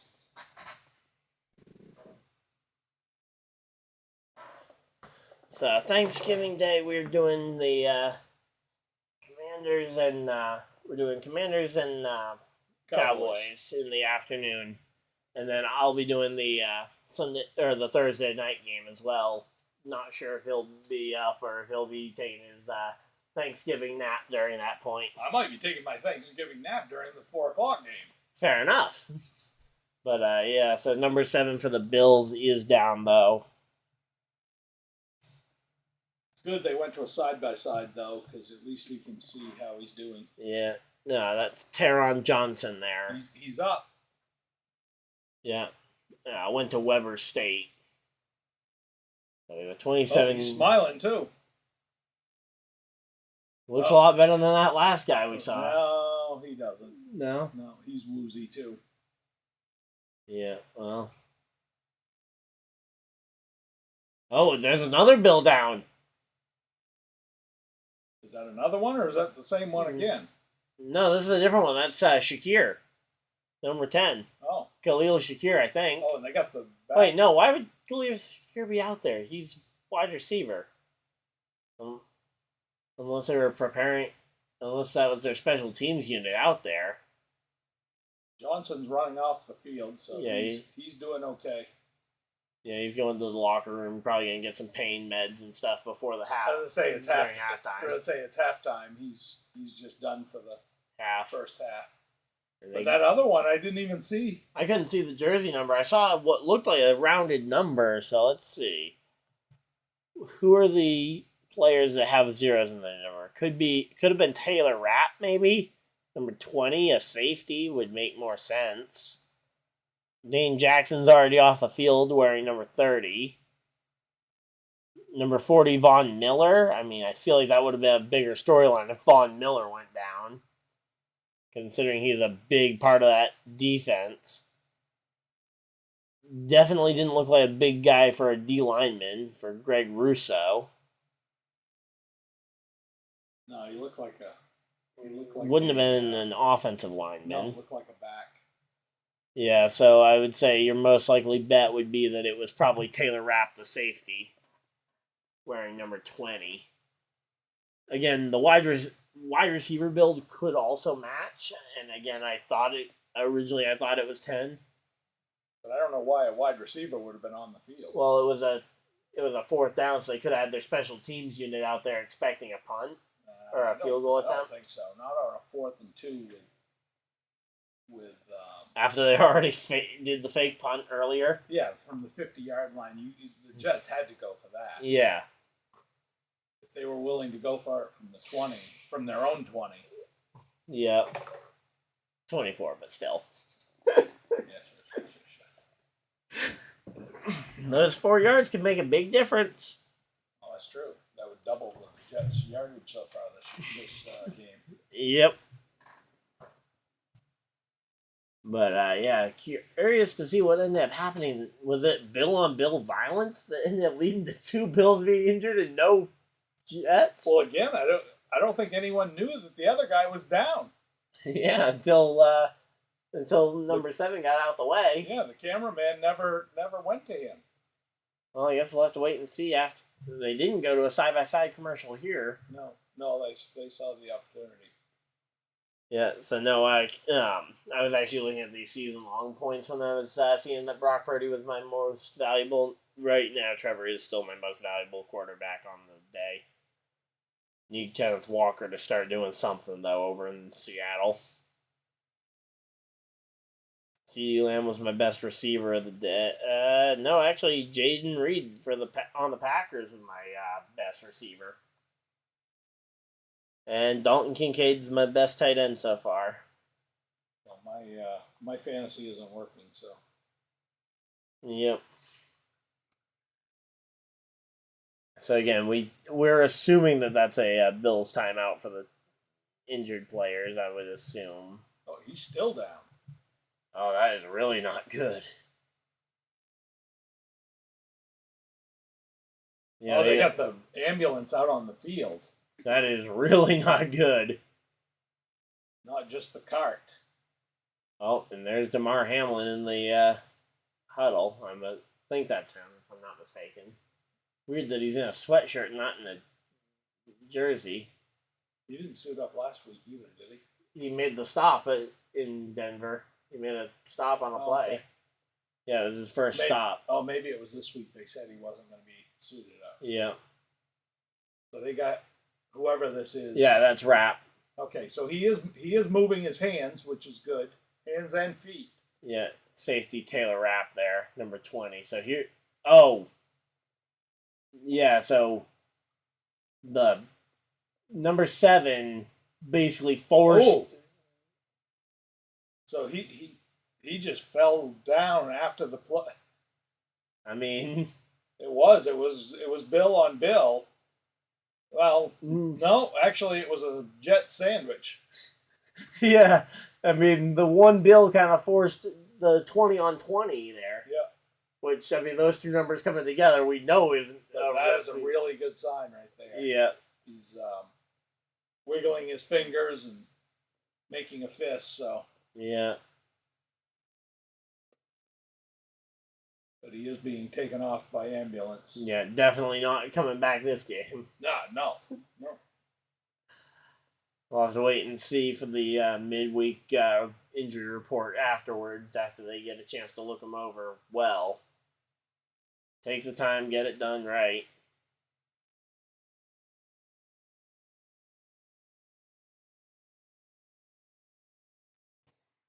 And here we go. So, game's going to continue.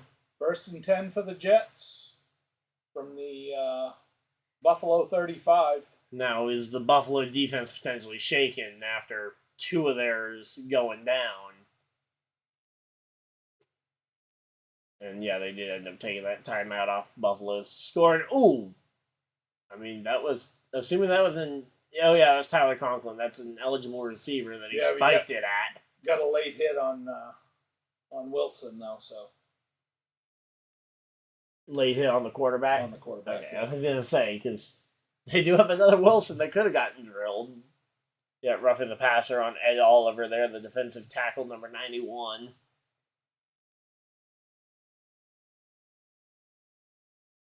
Yep. Yeah, I mean, I'm not sure that Ed Oliver had time to stop after that. Yeah, it wasn't the hit. It was actually the coming down on him with all his weight. Yeah. That's what they call him.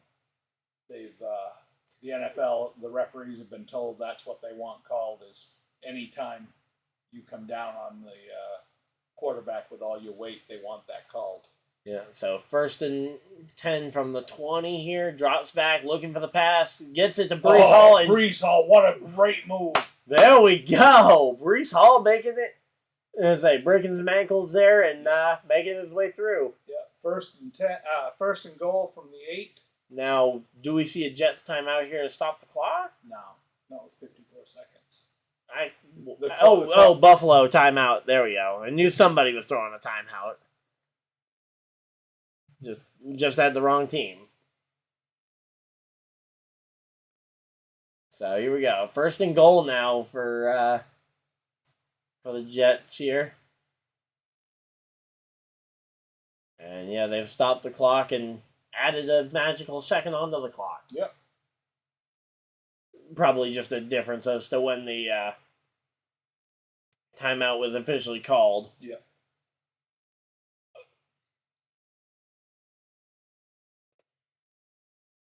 So, could the Jets go out there, get this touchdown, and make this a 10-point game here for halftime? They could. I mean, the problem is they don't get the ball back at halftime. Well, this still would give them It'd give them a fighting chance. Yeah, it would give them a pretty good feeling going into half. The moral victory there. And, number 47 there, able to make the stop on number 10. That's Alan Lazard there. Yeah. The Lizard there out of coming in from another part of that Green Bay team. That was a good play. Good defensive play. Yep. Benford waited till the pass got there to make the hit. And played very cleanly, honestly. 2nd down and goal. From the 9. Yep. 2nd and 9 here. Drops back to pass, gets it to the 20, and there we go. Number 20, Breece Hall. Touchdown, Jets. Now, what does that tell you? Your fantasy My odds. fantasy just got worse. Oh, there we go. Let's go ahead and put some points up on the board, though, for your guys. For the first time tonight, it is 6-16. It's a 10-point game here. Do you go for 2? Make it an 8-point game. Make it a one touchdown with the 2-point conversion later. Yeah, I think you got to. Yeah, and here we go. So I think you look for Tyler Conklin in the end zone here. He's been your most consistent target here. Maybe Brees Hall, though. If Hall's open over on the side, and he's scrambling. And, yeah, just has to throw it away there. 2-point attempt gone wrong. Not much he could really do at that point. But it was about 4.5 seconds. He was in the backfield. Yeah, again, I think he needed it. Because I did see Brees Hall had that opening there, too, so he definitely should have gone for it, but...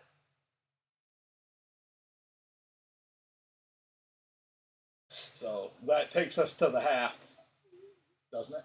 No, we still got 45 seconds on the clock, so Buffalo could pull something off. Bite your tongue. Buffalo could give a fumble 6 to the defense. There you go. Bryce Hall come by for a touchdown. Bryce Hall? Yeah.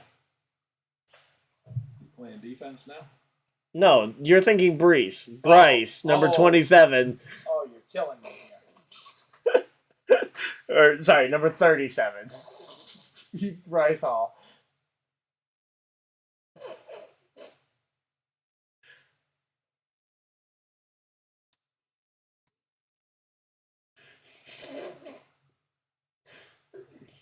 Yeah, I remember that joke from the Denver game because Brees Hall had a great day there, and then the Denver Broncos ended up giving a fumble 6 to Bryce, too. So it's like, yep, pair of touchdowns for Hall. One to Brees, one to Bryce. Pair of touchdowns to B Hall. Yep. Yeah. But yep, right there he is on the roster. Yep. Played for University of Virginia. He's been in the league for 4 years. Allen takes snap, dropping back, finds an open target. Lost a lot of yards though, assuming that they depending on where they roll the. They'll give him forward progress. He made 8 or 7. Yeah, 7. That's what they're gonna call it. And another quick snap here, trying to avoid using that last time out. Gets the first down. They're trying to at least get into field goal range here. Yeah, that was Dalton Kincaid on the catch there. Yeah, because if they can get that field goal, that puts this game to what? That'd be a 13-point game. So 2 touchdowns would need to be scored versus 1 touchdown and a field goal. Right now it's a 10-point game, so a touchdown and a field goal could get you there. All right, what do we have? And Jets timeout. Timeout by Jets. Yep.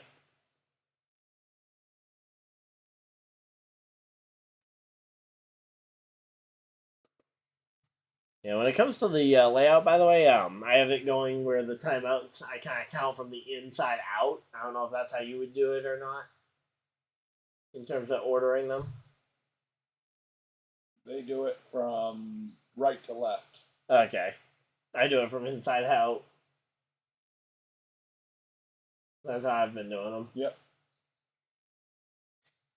So, Tyler Bass getting ready, but they got 22 seconds, and Bills know that that's more than enough time to make something happen. Oh, yeah.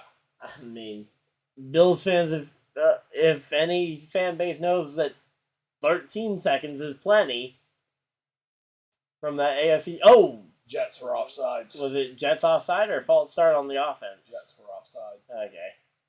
Yeah, because that was a very quick flag there. The right end was over the line. Right end. Okay, well, let's see who that is. Right defensive end. Yeah. Yeah. Offsides. 47. 47. That's linebacker Bryce Huff. As opposed to Bryce Hall, number 37. So here we go.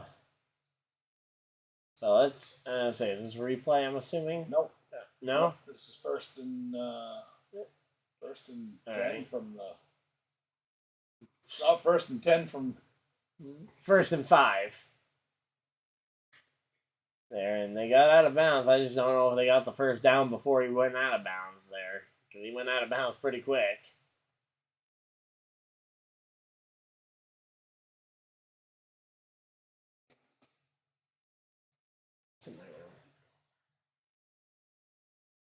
Up on the, I think it's up on the dresser.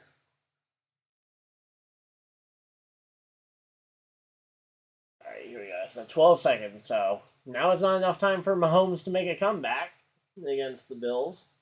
Referencing that AFC Championship game. Oh, almost got to him. I was saying. Well, did get to him, but. Yeah, I was saying. I don't think that was a late hit there. No, he was on his legs too, so it wasn't. Well, it could have been a low hit. They might have called that, but he's being held too. Yeah. Well, and as Jason Kelsey says, everybody's holding on every play. Well, I know, but usually when you're going for the quarterback, they'll call that. Yeah.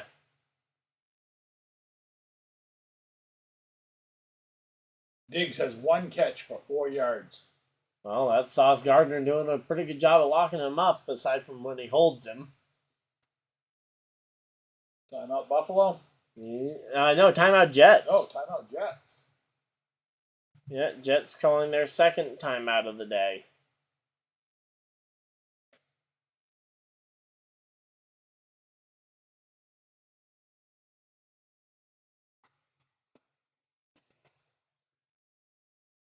Saying now they're talking about the Bills receiving the kickoff in the 2nd half. Yep.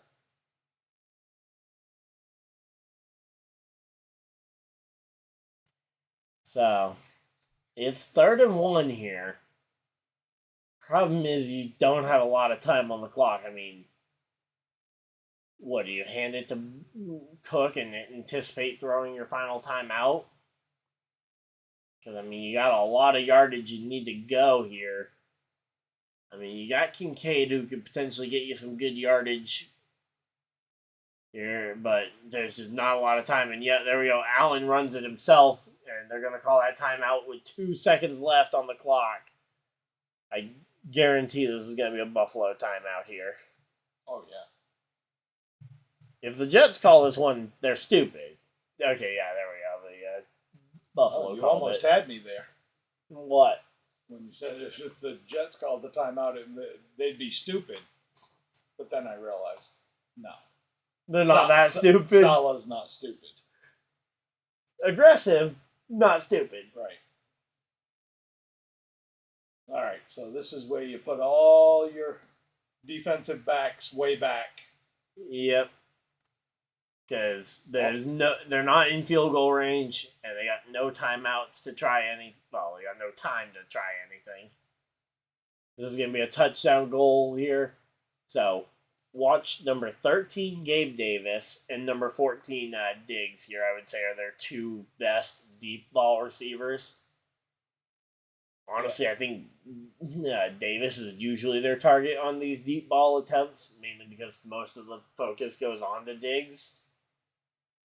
Not to mention, you really want to throw away from saucegardner if you can. Well, yeah, and that's assuming that saucegardner stays on Diggs like he's been all night. So, yeah, you got Davis on the near side here, and then everybody else on the off side. Another 5 yards. Offensive false start. Yep, false start. Right tackle and right guard. Yep, and that's going to go ahead and move them back 1st and 15. Not that it really makes a big difference, aside from the fact that Allen's going to have to throw it even further here. As he's scrambling, he is scrambling, and he throws it, it's deep, and it's not deep enough. Picked off, and wait, he's still on his feet. Number 21 here, to the 50, to the 45, to the 40, to the 35, and he's taken down at the 34-yard line. That would, if that had been returned for a touchdown, that would have been magical. Well, he needed to cross the field is what he needed to do, because he stayed on the same side that all the players had followed him on. Had he gone over to the other side, cross field, or even potentially lateral it to another player who didn't have 12 defenders on him. Because he would have needed to break a lot of ankles at that point on that side to start crossing the field. But yeah, ultimately though, they go to halftime. It's a 6-16 football game. All right, so thoughts on the game through the first half? Unfortunately, it's about what I expected. Okay.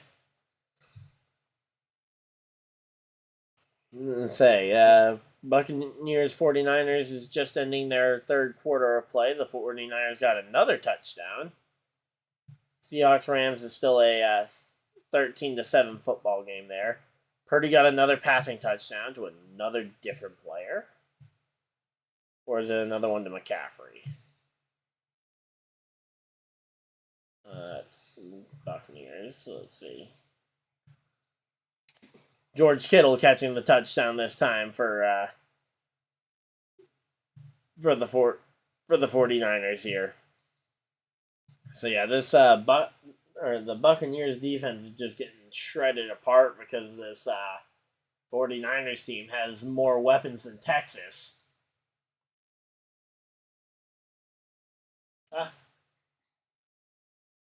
Oh. Come on. I thought that joke would be right up your alley there. It was a pretty bad joke, so yeah, it pretty much was right up my alley. But, yep, so... Oh, Seahawks get a field goal there to extend their lead, 16-7 now. The score over there, in that's being played in L.A. Let's see, what's next week's Monday night game? It's, Vikings-Bears. Yeah, no. So yeah, if I do 2 games next week, it'll probably be Bills, Eagles, and Ravens, Chargers. The 4:30 and the Sunday night game. In addition to obviously the Thursday slate. And then week 13, just kind of looking ahead. Chiefs-Packers on Sunday Night Football. They have one more week, I believe, to potentially flex that out, but I don't see the Chiefs getting flexed out of primetime, even if it is to hide Green Bay's embarrassment. Especially if Taylor Swift is going to be there. Yeah, if Swift is going to be there, yeah. And, yeah, so they're getting ready for the halftime. Showing the local weather. We probably also should take a moment to remember Rosalind Carter passed away today. President Carter's wife died at 96 today, so. I had not heard about that, so. Yeah. She went into hospice yesterday, so. Yep. And to a similar degree when it comes to other people who passed away, we also had Ken Squire on the NASCAR broadcasting side of things passing away this week as well. Yeah. Yeah, a legendary voice of the sport of NASCAR for years and years. Why are you talking about NASCAR? Because it's my sport. Yeah, so I'm primarily a NASCAR fan, and in the off-season, I like watching some football. Hey, at least your team, by the way, doesn't have that confusion anymore with the 2 Michael Carters. Yes. I still found it weird that you guys had Michael Carter and Michael Carter II, but it's not a father-son playing on the same team, which would be really weird. Although I wouldn't put it past Brady playing with his kid out there on the field. No, I could see that. Or Phillip Rivers going and buying a football team and just naming it the L.A. Rivers or something. Yeah. I mean, he's got enough kids. Between himself and his kids, he could make a full offense, I think, at this point. I think he's up to 10 kids. 10. I think so. That's a lot of kids. Yeah, I think number 10 is on the way. So, not quite there yet, and obviously not ready for football. But, yeah, that's a lot of kids. And supposedly Phillip Rivers was the quarterback in mind for the 49ers if they made it past the Eagles without Purdy or whoever else they had. Yeah. He was the person they had on call to play the Super Bowl if they had made it there. That's what the reports were saying, at least. And another touchdown. No, because the Buccaneers are now up to 14 points. They must have thrown or run another touchdown, but yeah, no, they were showing the Ayuk highlight. Rachaad White runs it in for one. So yeah, it's now a 14-27 football game. San Fran's still leading.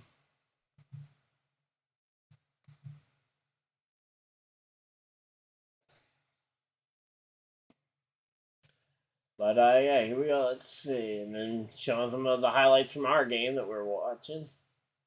Mainly the highlights of these of the sacks that Wilson's taking, because he's been taking quite a few of them.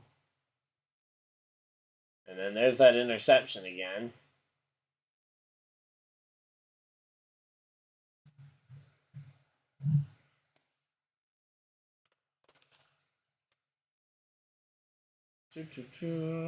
So the first touchdown that they've scored since the first quarter of Week 8. So it's not even like, they scored near the end of Week 8. It had been a long time. Yep, that would be, what would that be? That would be 11 quarters of football without a touchdown. Well, they had a bye in there. Oh, they did have a bye? Yeah. But still,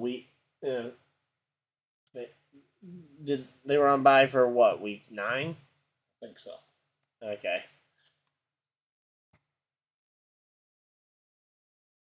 But I'm curious to see if they'll show that interception again, because that interception from Rasul Douglas was an amazing play. But yeah, you want to preview either tonight's game or the Monday night game? I'll let you preview tonight's game while I step out for a minute. All right. Bye. All right. So tonight's game, we got Minnesota at Denver. So the Minnesota Vikings going into Mile High Stadium to play Russell Wilson and the Denver Broncos. Although, honestly, I wouldn't be too shocked if I think Minnesota should be the favorites here to win this one. I don't know for sure if number 18, what's his name, Justin Jefferson will be back for this game. I think he's back. But we'll have to wait and see. But the Denver Broncos have been playing out of their mind for the last 3 games, including wins against the Kansas City Chiefs, the Buffalo Bills, and I believe the Green Bay Packers were their 3 wins. Their 3 recent wins here. So it's looking like a pretty good game. You got Josh Dobbs leading the Vikings, so certainly not a team to sleep on. And they've been playing very well for the Vikings.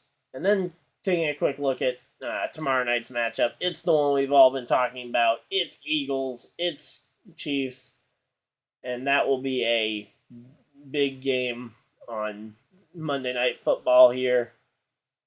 Literally everybody that can, every channel it's going to be on, ABC, ESPN. But, Jalen Hurts and the Eagles are going to try and push their way through the Kansas City Chiefs offense here or through the Kansas City Chiefs defense, which has actually been probably the star of the team. Kansas City, they're going to have to find another receiver because if the Philadelphia Eagles play how they played in the Super Bowl, they kept Travis Kelce pretty well locked down after the opening drive touchdown for the Kansas City Chiefs. So that's going to be the big takeaway for the Eagles to go ahead and beat the Kansas City Chiefs here. Let's see. Seahawks are going to be first and They're going to be 1st and 10 here from the 40. So Stafford's thrown 1 touchdown here. Oh, Geno. So Geno's 1 touchdown. We already talked about it to DK Metcalf. Metcalf now the leading receiver. 4 receptions for 73 yards. Matt Stafford, his 1 touchdown. Oh, wow. His yardage is really bad today. But his 1 touchdown being thrown to Puka Nacua there on the touchdown. But yeah, he's only thrown for 82 yards today. No, he's 9 for 16 on the completions. That run game kind of keeping them somewhat relevant there with Royce Freeman getting them 30 yards on 7 carries, but even that's not spectacular. So yeah, they're gonna have to do something here in this final quarter and a half of play or so if they want any shot here. But right now, Kenneth Walker getting out carried by Zach Charbonnet. Zach Charbonnet, the rookie out of in Seattle, there, gonna trying to make himself the focal point of this offense. Obviously, Kenneth Walker did that pretty well last year too. Jackson Smith-Njigba is up to the number 2 receiver spot right now in terms of yardage. He's gotten 2 catches for 41 yards total over there in LA. So, Seahawks are actually playing pretty good. And then let's go to the let's kind of go through the Buccaneers offense. I think that's the one team we really didn't talk too much about. So, Baker Mayfield's thrown for 161 yards, so he's been able to spread the ball around a little bit. Raheem Jarrett, the leading receiver on the Buccaneers offense here. He's caught 1 pass for 41 yards. Cade Otton also catching 1 pass, but his 1 pass was for 27 yards. So those two make up the top 2 receivers. Then you got Rashad White and Mike Evans, Trey Palmer, and Chris Godwin, all with 3 catches apiece for 24 yards for Rashad, 20 yards and a touchdown for Mike Evans. Trey Palmer getting 19 yards. Chris Godwin only 11 yards on his 3 catches. So some pretty interesting stats here in the for the Buccaneers, but ultimately the San Francisco 49ers having a stranglehold on that game. 27-14 the score right now, although the 49ers end up getting the ball back while we're talking about that one. Let's see. Seahawks still haven't progressed from where they were. And of course, JetsvsBills still at halftime. We should say the teams are going back out there on the field, and we should be getting ready to see some second half play here from the Jets. Time of possession in the first half: 20 minutes 13 seconds for the Bills, 9 minutes 47 seconds for the Jets. The Jets did ultimately come back on the time of possession a little bit. Instead of being a 3-to-1 ratio, now it's only about a 2-to-1 ratio. And we are ready for the second half of play here. So we'll go ahead and give them back their timeouts. Move the football here. Then I will go ahead and update the quarter count. And here we go.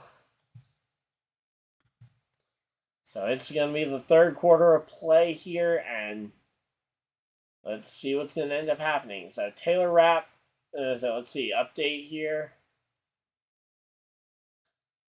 He's officially out, but he didn't. Okay, so Taylor Rapp didn't end up going to the hospital. That's a big relief there for the Bills to have. So Taylor Rapp is still in the locker room. But hey, that's a lot better than we thought. And after the snap there, and oh wow, the Jets defensive front there, tackle for the loss of 3 there on the first play of the second half here.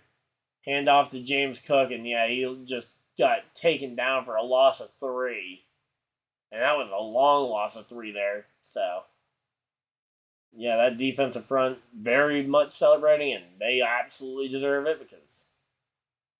And actually, let's see, takes the snap. This time it's going to be Josh Allen looking for Diggs, and there we go. Diggs gets some good yardage, and that's a penalty right there, and there's a fight. We got a fight.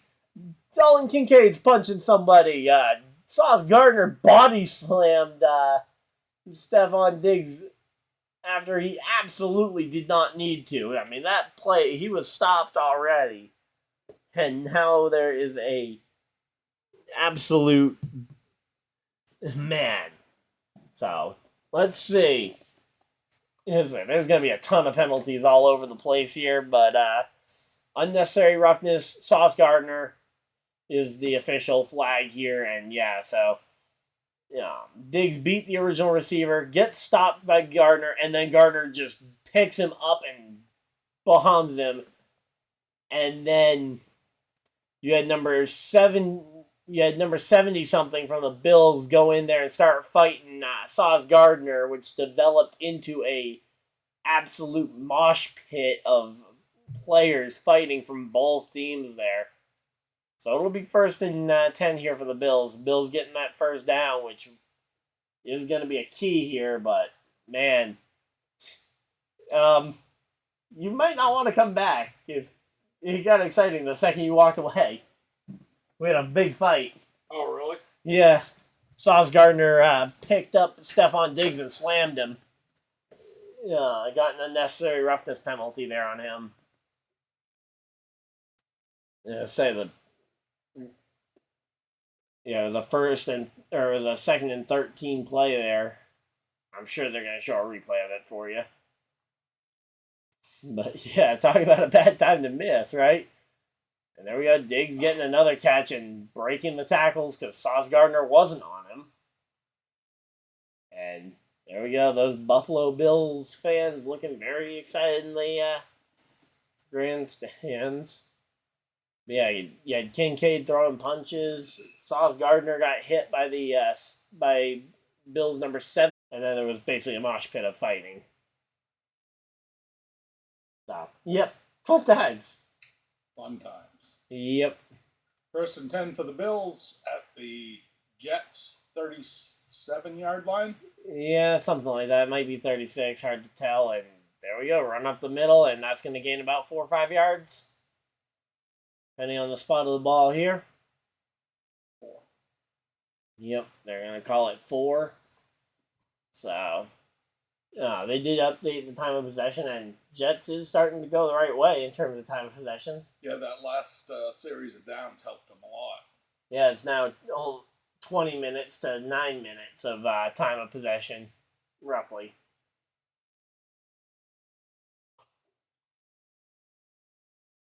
Yeah, it was 20 and change to 19 and change. Oh, that's a deep, not a sack, but deep tackle deep there. Sack, wasn't it? No, that's a running back that had the ball. Okay. He must have handed it off deep in the backfield then. Yeah, Ty Johnson here. Yeah, watch this one. Oh, it was a pitch play. Yeah, the deep pitch. Yeah. And Will McDonald, that's your 1st round pick from this past year. That would have been a nice place for a fumble. Yeah, well, that could have been a fumble and pick up 6. The Bills have had more plays for negative yardage tonight than the Jets have. Okay. Problem is, when the Jets have had a bad play, it tends to go worse than just negative yards. Diggs trying to fight for it, but it's going to be 4th and what? 1? 4th and 2? Something like that. Long one. Yeah, it'll be a long one. Yep, 4th and 1. Here we go. Bills offense staying on the field. Yeah, I'm going to say they're going to try and convert this one. I'm going to say they didn't end up converting that 4th down earlier, I don't think. No. They might have gotten a penalty that helped them with it. That is a long one. Yeah, I think I was right in saying that's 2, but doesn't really matter. Pass play here to Ty Johnson, and it's a touchdown, Bills. So, touchdown, Ty Johnson there for the Buffalo Bills. And there we go.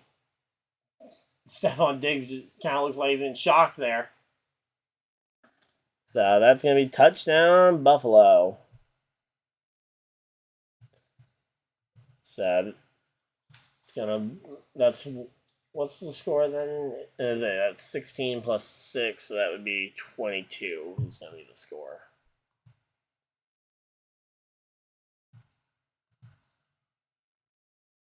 That was pretty good footwork from him down that sideline. Yeah, to not step out of bounds, and then they're going to kick. Oh, no, it's wide! They missed the extra point? The extra point. Wow. You don't see that often. So it's going to be a 22-6 football game here. Say, it's still a bit of a blowout here, but I'm going to say, certainly more achievable than if it were 23-6. It's better. Yep. It's 1 point less that you have to get. It's 6 points more than I wanted in that play, though. Well, yeah. All right, so there we go. We got everything settled, and yeah.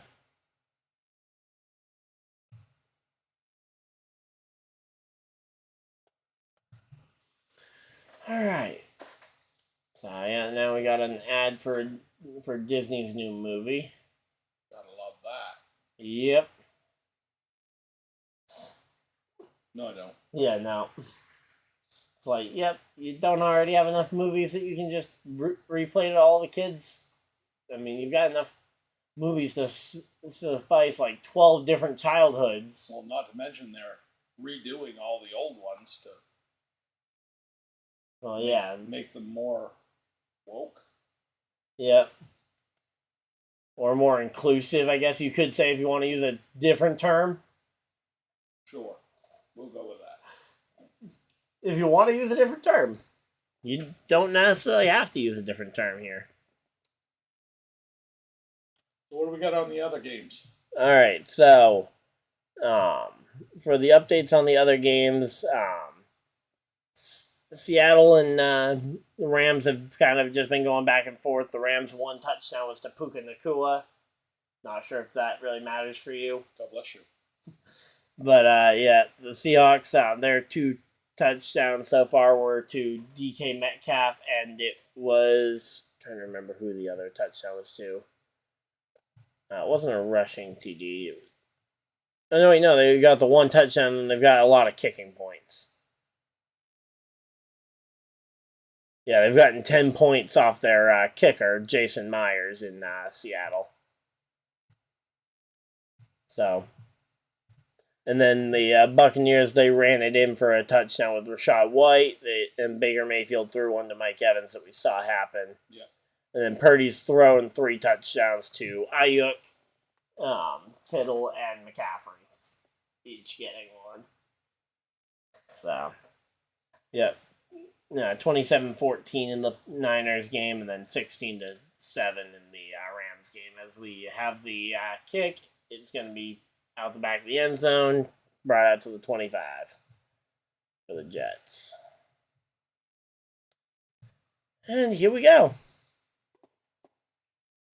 And showing some of the college football games that are going on this coming week. And Auburn versus Alabama. That's going to be a fun game. That's always a fun game. It doesn't matter if it's a blowout. It's a fun game. Yep. You have the Roll Tide versus the War Eagle, right? Aren't those the 2 rally cries or whatever for those teams? I have no idea. Can you tell I didn't go to either? Yep. So, rush for 2 yards there on Breece Hall, I'm assuming? Yes. Was the play? I'm just seeing the camera on Breece Hall after the play, and it's like, 2 yards, and it wasn't an interception, so it probably wasn't a pass play. It's true. Is Garrett Wilson still in the quarterback position? Probably should be in the quarterback position. All right, here we go. Snap taken to Wilson, evading pressure here, and he just runs it out of bounds. Oh, did he take somebody out there? Yeah, Salah. Oh, he took out Robert Saleh. Honestly, My money's on Salah.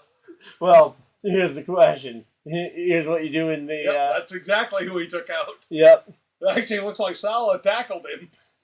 Let's say. What's this? Yeah, I wouldn't be surprised if that... Salah took him down. I wouldn't be surprised if in practice tomorrow he's like, okay, you hit me, I'm going to get one hit on you. Tell me that isn't exactly how you imagine Salah's coaching style. And thrown to Alan Lazard, and we got a flag down. Got a flag down. That's an ironic wrestling match there. Yeah, two former Green Bay Packers there. Alan Lazard versus Rasul Douglas there on the defensive side. Interesting to see where that flag went, if it was on the offense or the defense. Yeah. It's going to be pass interference. Let's see. Defensive pass interference, DPI. And I'm assuming that's going to be on Rasul Douglas here. Oh, yeah. Oh, yeah, no doubt. He got his hands on Lazard well before the play. Well, that would have been holding or illegal use of hands. Regardless. Nothing on that. Nope. Conklin just took out one of their D-backs. Yep. One of the Arizona Diamondbacks. Yep. Which, congratulations to them for at least making it to the World Series this year over in the MLB. They win it? No, they lost it to the Texas Rangers. Oh. Yep. You stopped caring after the Red Sox were out. Can you tell I lost interest in baseball? Yeah, the second the Red Sox were out. Exactly. Yep. Especially because the Yankees were also out. Oh, I don't care about that. You wouldn't watch to see if the Yankees could get taken down? No.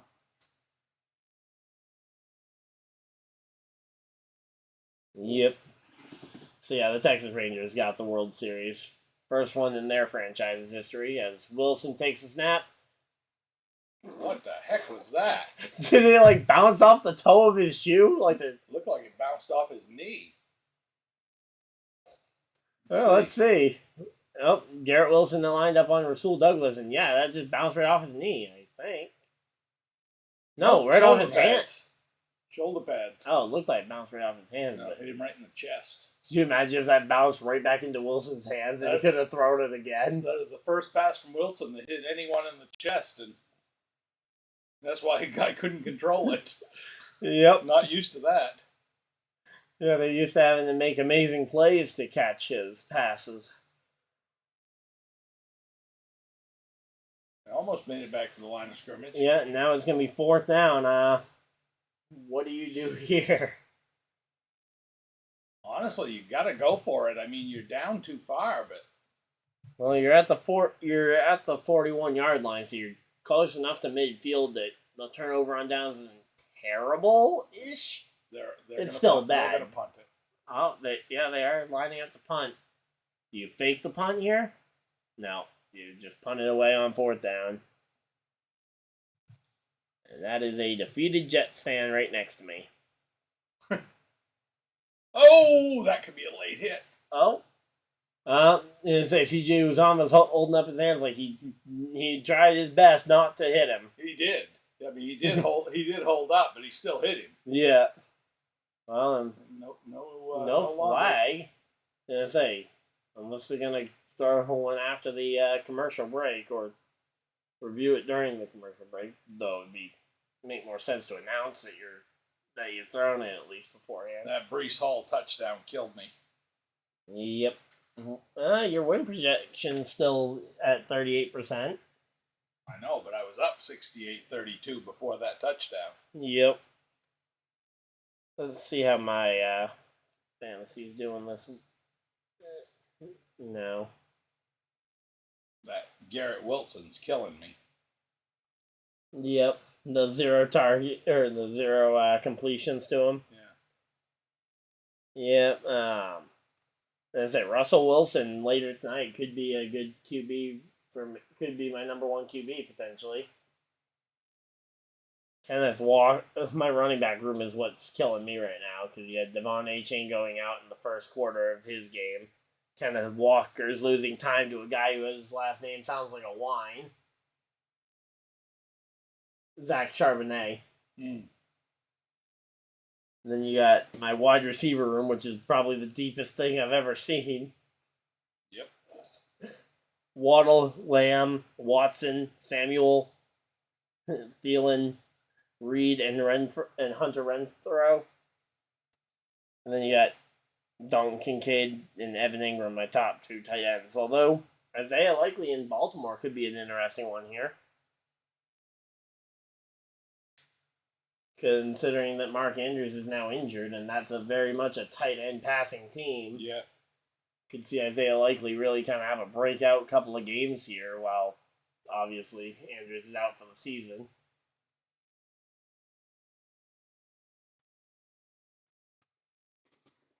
But, yeah, there's been a lot of season-ending injuries. I mean, again, we kind of mentioned some of them. Burrow, Nick Chubb being out earlier in the year for the Browns. Deshaun Watson being out for the Browns. I mean, the only team that in that AFC North that hasn't had a devastating injury so far is the Steelers. And obviously not trying to jinx them or anything, but let's say. Here we go. Let's see. Buffalo takes snap, hands it off to Cook, and he's going to get up for about 4 yards? 4.5. Depending on how they call it, considering we've seen their measurements be a little spotty sometimes. And say, specifically, I remember in that week 2 game that we called together, the Cowboys game. I remember every measurement we were calling. It's like, they called it 3 shorter than we thought, or they called it 5 longer than we thought. Yeah, and then we got to the end of that Denver game, which was really funny. The Fail Mary that should have been a pass interference play. And here we go, deep pass, and it's caught to number 10. No, that's 10. That's Shakir. That's Shakir. And he's going to take it all the way to the end zone. It's going to be touchdown, Buffalo. And that's going to be another 6 points there. And now they've got Latavius Murray number of points on the board. What are they going to have if they actually get the extra point this time? They don't have a number 29 on their active roster. But if they go for the 2-point conversion, they could get Dane Jackson on the board. There's no reason they should be going for a 2-point conversion, but they could do it for fun. I mean, I don't think the 2 versus the 0 makes a big difference here, but yeah, no, they're just going to kick it, go 29. Okay, yep, they went 29. And as I was saying that, I was like, wait, no, they missed an extra point earlier, but no, they nail it this time. And they go 29 points up here.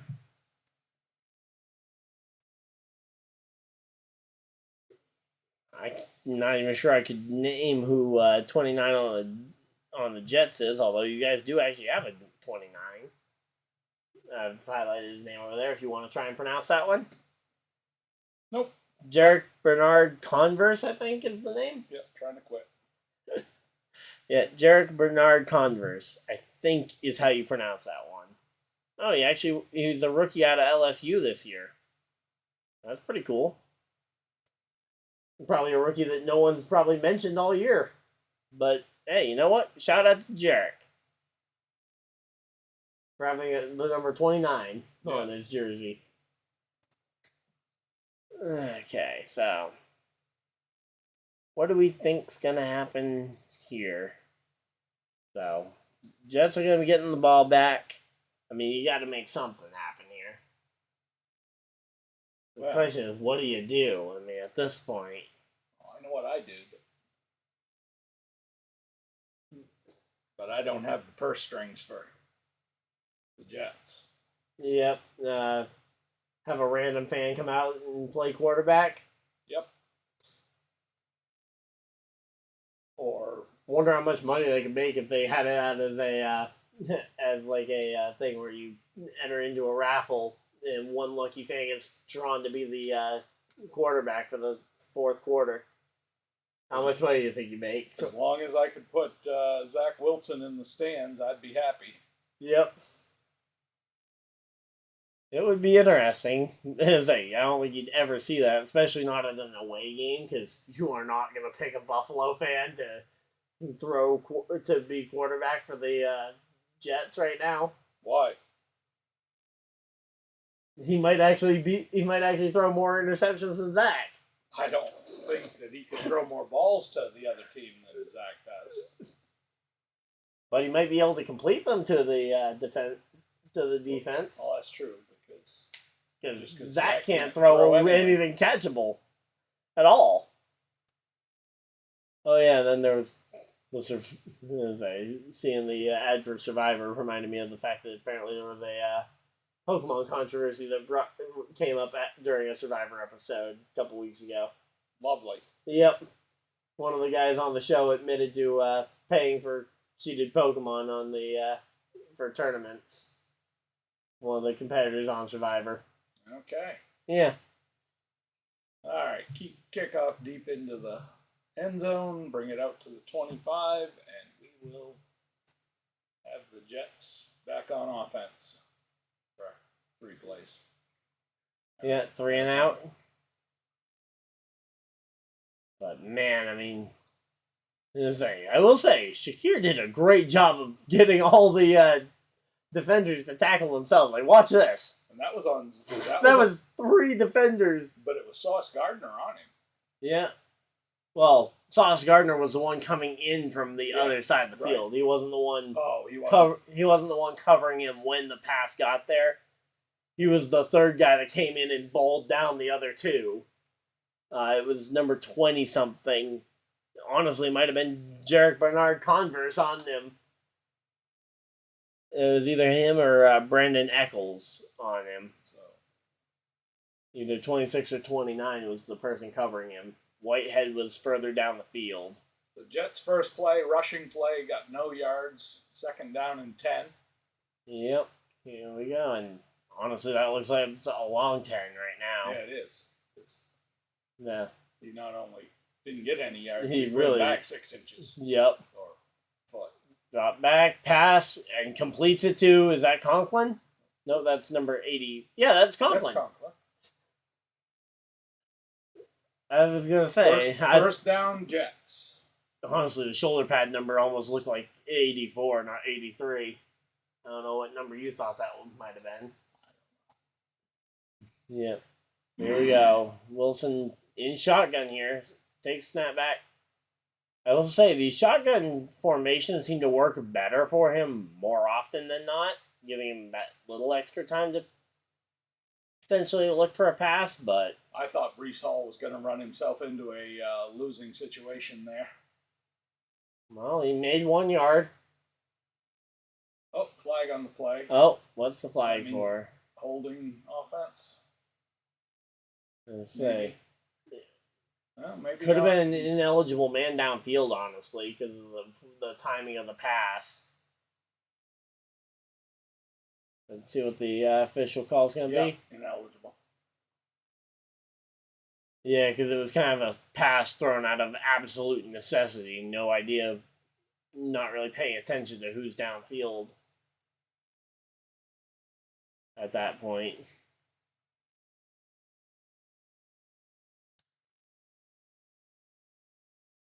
Five minutes remaining in the third quarter here. Buffalo's up 29-6. So how many eligible receivers are you allowed to have on?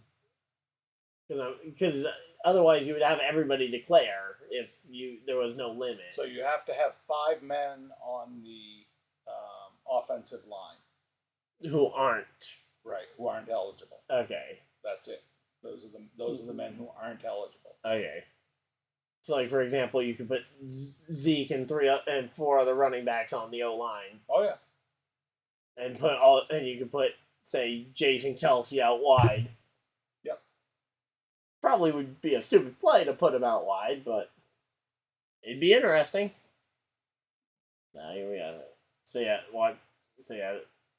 not sure what that O lineman was doing down there. I mean, did he think there was a run play going on? Because he was 10 yards past line of scrimmage when the pass happened. Oh.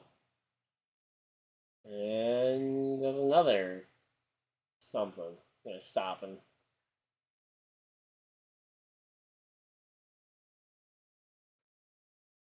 All right.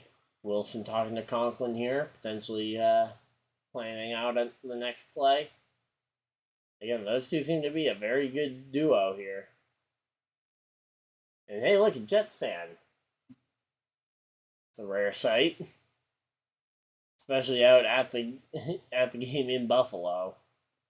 Because Buffalo is a very aggressive crowd to be the away team, I would imagine.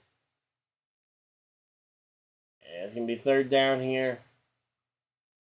I think you got to be looking for a pass play here. 3rd and 6. Yep. So the question is, which receiver do you try and look for? Do you look for Breece Hall? Do you look for Conklin? Well, you definitely don't look for Wilson here because Wilson's going to be locked up way too much. Yeah, they've definitely been very good with Breece Hall out of the backfield coming out for the pass, but that takes so long, and you lose a blocker then. Yeah.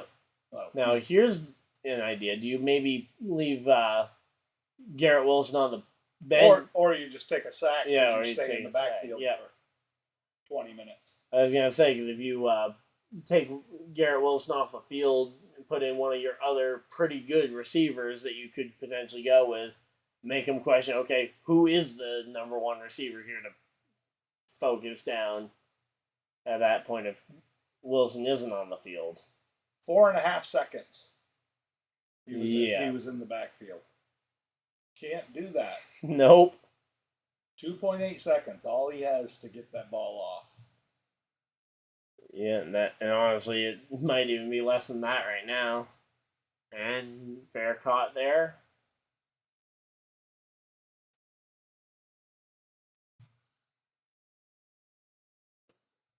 And Buccaneers are in San Francisco territory, but no score change in any of the other games right now as they are nearing the 2-minute warning. And we are going to and they went to commercial break. Yay. They did. That means it's time to go to a water break. Yep.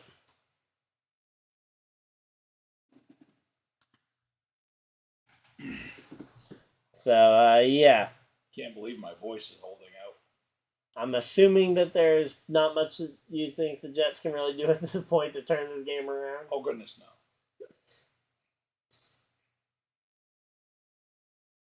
No, they have too much.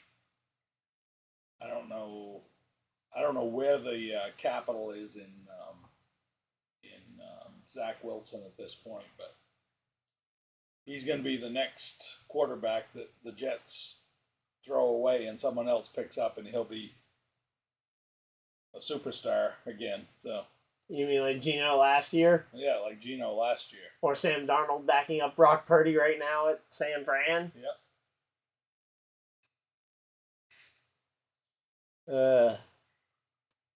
So how many years do you think it'll be till we see Wilson in the playoffs for a team not named the Jets? I'm more interested in how long it's going to be before we see the Jets in the playoffs, which ultimately comes down to when they can put an offensive line together. And try and get no linemen in the first round of the draft this year. They've got to be able to keep their defense off the field. Well, again, the silver lining here, and I think it's pretty much confirmed at this point, assuming that the latter half of the year doesn't become super snap heavy, is that you have your first round pick at least, or you will do by the end of the year, assuming that Rodgers doesn't take 67% of the snaps or whatever it is. Yeah, which he's not going to do. Again, unless there's a lot of snaps in the second half of the year or postseason play. If postseason play ends up coming into a factor there. Well, at this point, I don't think postseason play is going to become a factor. If he comes back and can lead that offense, not going to be enough time. You don't think so? No, they're 4-5 right now. Yep. Likely going to be 4-6 in about an hour.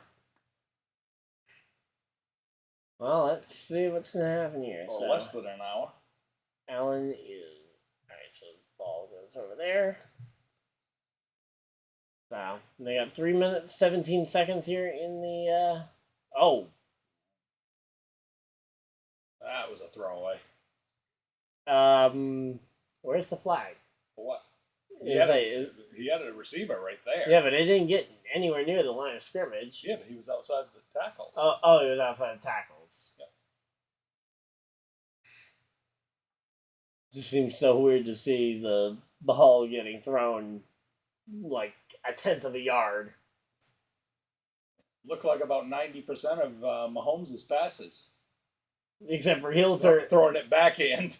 Yeah, except for Hill managed to connect with some receiver no one's ever heard of and turn it into a 20-yard gain. Tell me I'm wrong. Well, he doesn't turn it into a 20-yard gain. Whoever's catching it turns it into a 20-yard gain. But he starts it off. Yep. All right, 2 yards on the rush for Buffalo, 3rd and 8. Offensive plays this quarter, it's actually a lot closer, but total yards is way different. But offensive plays, you guys have actually taken about the same amount of offensive snaps. Just not going the right direction. And Timeout Buffalo. Timeout Buffalo. That seems a little early to be calling the first time out, but we'll go ahead and take it off the board because they called it. I think when you're up 29-6 with 2 minutes to go in the third quarter, it doesn't really matter. I think you're fine. Watch that one timeout come back to bite them. It could happen. It could. Yeah. Aaron Rodgers could also step out onto the field and probably throw a pass at this point. Well, I have no doubt that Aaron Rodgers could step out and play better than Zach Wilson is. So. Yep. Hopping on one leg.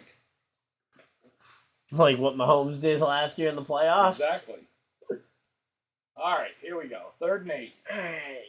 What can Allen do here? And, ooh, he did not have a lot of time there. Is that somebody's glove, or what's that big white thing on the field? That was a receiver's drying towel. They keep behind their back, basically to dry their hands off before a play.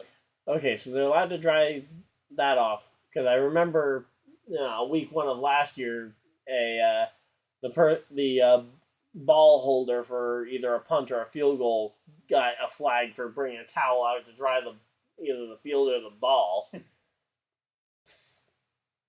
Yeah, because that was an actual thing that happened week 1. It was, I think it was That was a short punt. Yeah, it was a short punt. Gibson comes up, plays it at the, 35? Yeah, and it was a fair catch, basically. Yeah. Yep. Oh, and it's going to be a rushing touchdown for number 27, Darrell Henderson Jr. That'll make that game a lot closer over there in L.A. 14-16. Do they go for the... Oh, wait, no, that's after the kicking point. Yeah. Do they go for the 2-point conversion? But no, they're already... All right, 1st and 10 from the 34. Oh, Breece Hall. Yep, Breece Hall. More points against my fantasy. Would you take a fantasy loss if Breece Hall carries you to the victory on the real game? Victory. Yeah. I'm well past thinking that victory is anywhere within our reach. But would you trade your fantasy yes, game absolutely. loss for a... I'm 3 and 8. I think I'm okay if I lose another week, but yeah. Just figure out to ask. When my draft came out and they didn't even give me the F, they just said, "Oh, that sucks." They do it meant a letter lower than F? Yes, F minus. Oh, you mean like the grade that the Broncos got a couple weeks ago, Well, prior to the Mahomes victory. the grade they got all last year. Yep.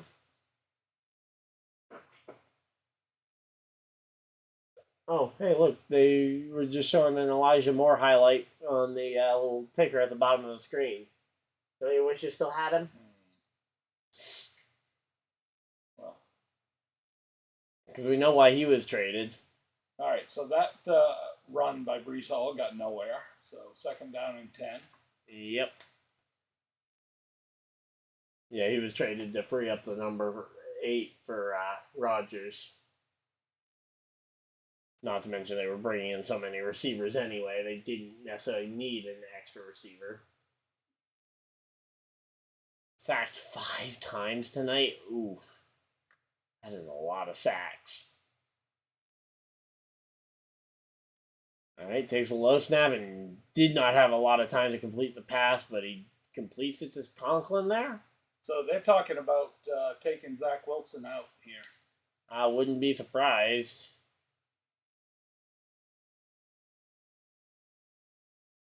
Oh, wait. I was going to say, Tim Boyle's in the huddle. Yeah, as I say, they took him out. Yep. Yeah, here we go. Tim Boyle. Let's see. Can Tim Boyle make something happen here? Let's go UConn. That's where he went to college. Huh? Tim He Boyle? was a Husky? Huh? Yeah, he was a Husky. Eastern Kentucky. He moved to Eastern Kentucky, but he started it at UConn before transferring to Eastern Kentucky. I was going to say, I was pretty sure we talked about him already. Well, Eastern Kentucky's no powerhouse. Yeah, I know. Not like UConn is either at anything other than basketball. Right. And they're going to commercial break.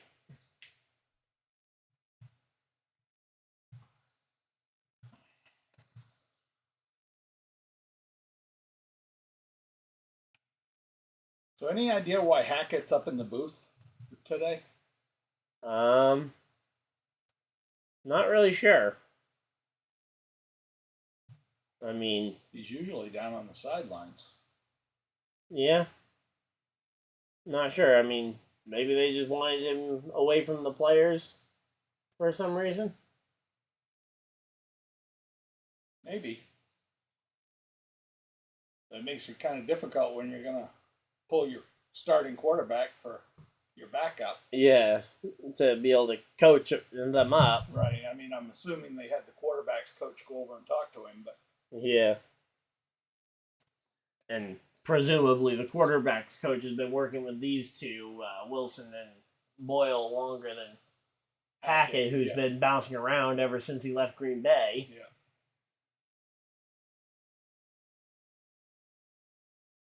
Because, I mean, Hackett was specifically brought in to work with Rodgers, so. Right. All right.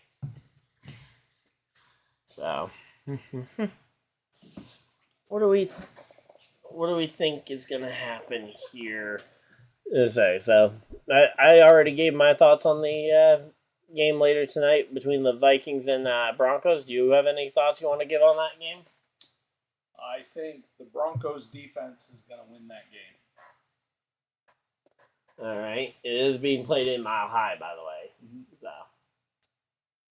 yeah, I mean, the big thing I'm wondering, do you know if Jefferson's active or not? I do not know. All right.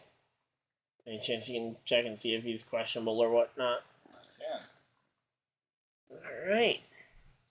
Yeah, that was kind of my biggest question, was whether or not he would be active for the game, because they're undefeated without him right now, and they went 1-4 with him early in the year, which is ironic to think you lose your best player on offense, and you go 5-0 or whatever without him. All right, here we go. Tim Boyle. I will say Tim Boyle looks a lot bigger and more imposing. Oh, 4th and 1, and he does the quarterback sneak and the tush push. Yep, right there. Can't wait to. My phone has no signal down here. Yep. Can't wait to watch the. That's 4th quarter, so let's go ahead and update the quarter count.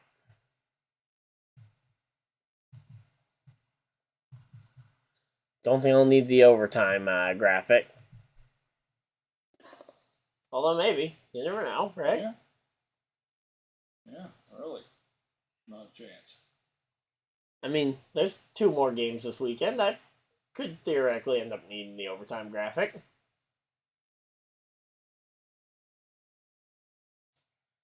But, yeah, right now, though, I mean, that's the first thing I can tell right away is that Tim Boyle is just kind of bigger and more imposing than Wilson is. And, oh, they're getting the chain out to measure the first down. Well, they'll challenge the spot if not, because he was clearly over the first down marker. Yeah, it's first down. Yep.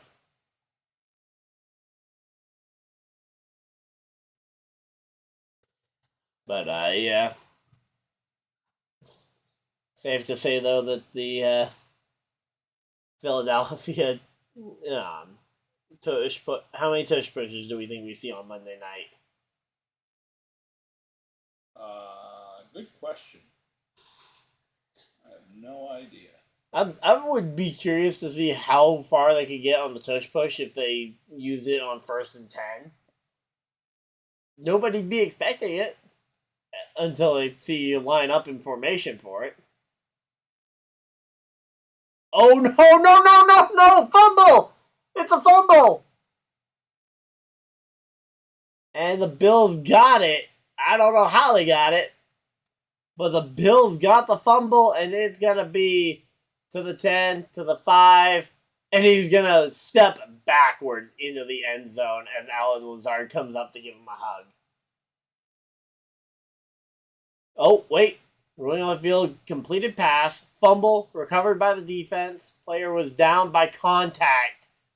Oh, they ruled him down by contact further back, so it's not a touchdown. That's unfortunate. You should have seen the way he was dancing into the end zone. So here we go. Garrett Wilson on the fumble. So he got his first completed pass. Yeah. And a fumble loss is going to be... He's going to kill me. And yeah, that was Micah Hyde, by the way, on the fumble recovery. All right. Injuries on the Vikings. Yep. And for number 18, wide receiver. Oh, JJ, there he is. Questionable, okay. which means he's probably in. All right. Well, that'll make this game a lot more interesting. It will. Especially because Jordan Addison's been popping off. They got TJ Hawkinson still.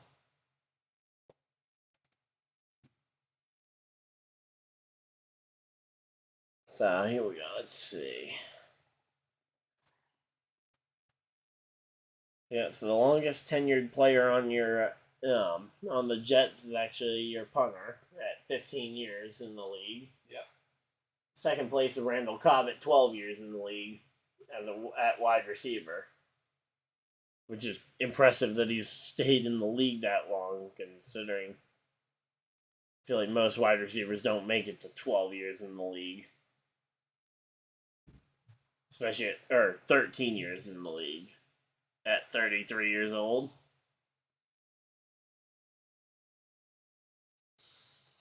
But, oh yeah, the other thing, we got the update on Taylor Rapp while you were gone as well.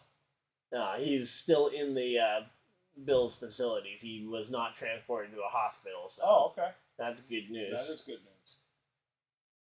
Yeah, I forgot to mention that when you got back as well. That was the update we got as well. Good.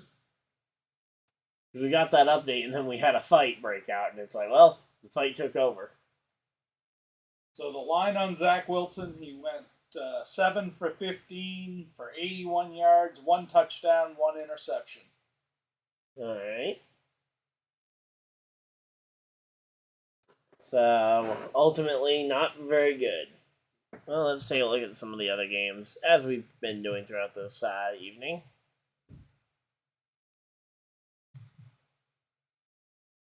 Oh, and we have a game going final here in San Francisco. 27-14, the 49ers put away the Bucks. So there we go. So now we've only got 2 games left. It's 3 minutes, 30 seconds left in the Rams Seahawks game. Rams are in position for a game-winning field goal right now. Obviously, still a long way to go, but the field goal would give them a 1-point lead here as we watch Allen take the snap, hand it off to not Dalvin, James Cook. And he gets the first down and runs it out of bounds to stop the clock here at 4. Oh. Did he not get out of bounds? Should have. Ruled down by contact or something? His knee, they're going to show in just a second, is down. And they're going to say that his left foot got hit by the Jets player, which is what put his knee down. Yeah, and that's down by contact there. And that's why the time was continuing to tick. So I said that Zach Wilson's line was 7 for 15 for 81 yards. Those who've thrown passes that are not named Zach Wilson for the Jets tonight are 4 for 4 for 32 yards. So not bad. That's 3 for 3 for Tim Boyle and 1 for 1 for Morstead. Yep. Their punter. So let's see. What's Allen going to do here? It's 2nd and 1 here. Do we see a tush push, or do we think that they're just going to hand it off to Cook? 2nd and 1, they won't do it. Well, they might do a tush push. No, they're not in the formation for it. They would need 2 guys on Allen's rear. But yeah, no, hand it off to Cook and up the middle. Or no, sorry, Latavius Murray. Just to throw you off. Yep. Because if a nuclear apocalypse happened, it would be the Roaches and Latavius Murray surviving. I'm pretty sure of that. Probably. Yep. He'd be the only human to survive it. And now it's for the Rams. They are now 1st and 10 at the Seattle 18 here at the 2-minute warning. They're gonna try and take up as much time as they can and take this game-winning field goal, which at this point should be a chip shot. Oh, that should be a penalty right there. Yeah, and 15 starting yards. to push and shove again. Not quite as big a fight as what we had last time, but hopefully the player is Clemens okay. needs to be off the field for the Jets. Is a D lineman for the Jets. Yeah. No reason in the world to do that. Yeah, well, he's on the Off sideline. the field. I think that was a coaching decision, though, not the refs. Oh, no, that's what I meant. Coaching. Yeah. Wait. Oh, did Morris lead with his head to make that contact there, too? Yeah. Well, I see why he did it now. But that guy didn't have any choice in what he did. Yeah. They're giving unnecessary roughness on the 73 was the penalty flag. What? The penalty flag was on 73 of the Bills. 2nd and 20. Unnecessary roughness, 10-yard penalty. Because the guy is fat and fell on top of him? Oh, boy.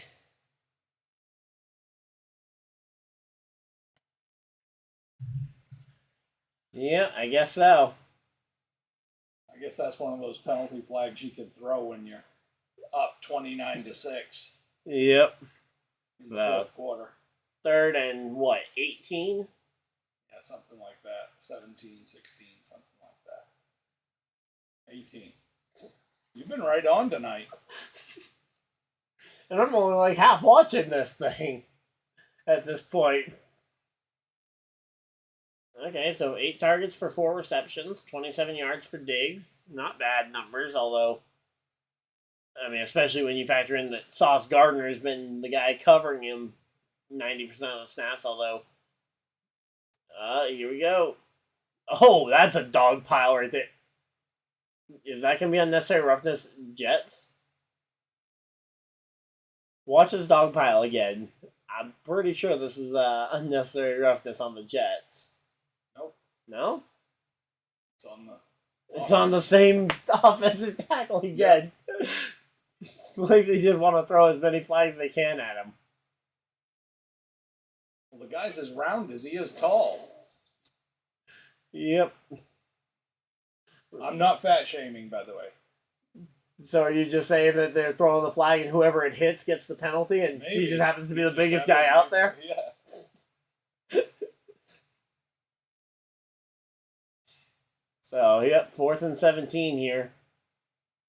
How did they gain a yard from the penalty?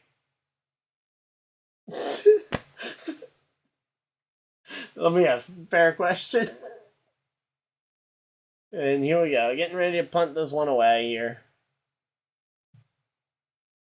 Jets look like they're coming after it. The question is, will they be able to get there in time? Nope. No. They got close, but ultimately, going to be punted away to the Jets. Jets will take over at their own 25. Yeah, 10:39 remaining in the game.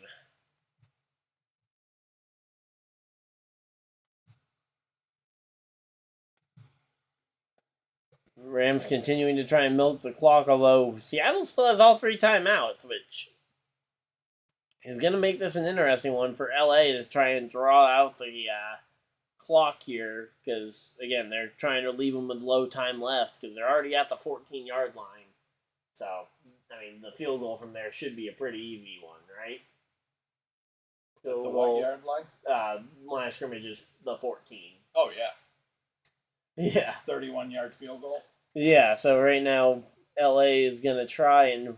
Oh, yep, there we go. Now Seattle's down to 1 timeout left. It's 3rd and goal, but there's a minute 42 on the clock, which is a lot of time to try and whittle down, especially when you know that this could be the game-winning field goal to take the lead by 1 point. But now the line of scrimmage is the 7. That's a really close field goal if you go for it. Honestly. What down? It's 3rd and goal. Honestly, they might just run it in for the touchdown.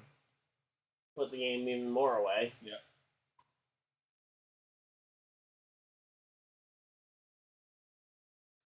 And I say, if you do, I think you try and run it in rather than trying to throw it in at that point. Definitely, because you want the clock to run.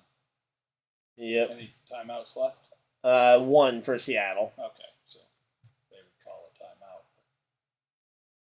And the Rams just used a timeout. Which doesn't make a whole lot of sense, but... Play had already stopped. I mean, clock had already stopped. Yeah. So, not losing anything there. Yep. Not sure what Darrell Henderson's been doing all night. Got 6 carries for 2 total yards and a touchdown. Oh, yes, that is a weird stat line. That is a weird stat line. I mean, at least Puka Nacua had 1 carry for 7 yards.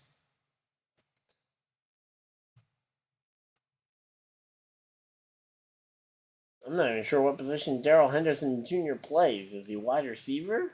I want to know why Dalvin Cook has 2 rushes for 13 yards, so 6.5 yards per carry. Yeah, they've only given it to him twice. Give it to him twice. I mean, that's pretty much par for the course at this point on the Jets season. They haven't been utilizing him at all. Yep, 4th and goal from the 4 here, so they're going to kick the field goal from the 4-yard line. So that was a Jets incomplete pass. Just the end there was not on the same page with the quarterback. Quarterback saw the blitz coming in, and he threw the quick pass, and the end missed it. Yep.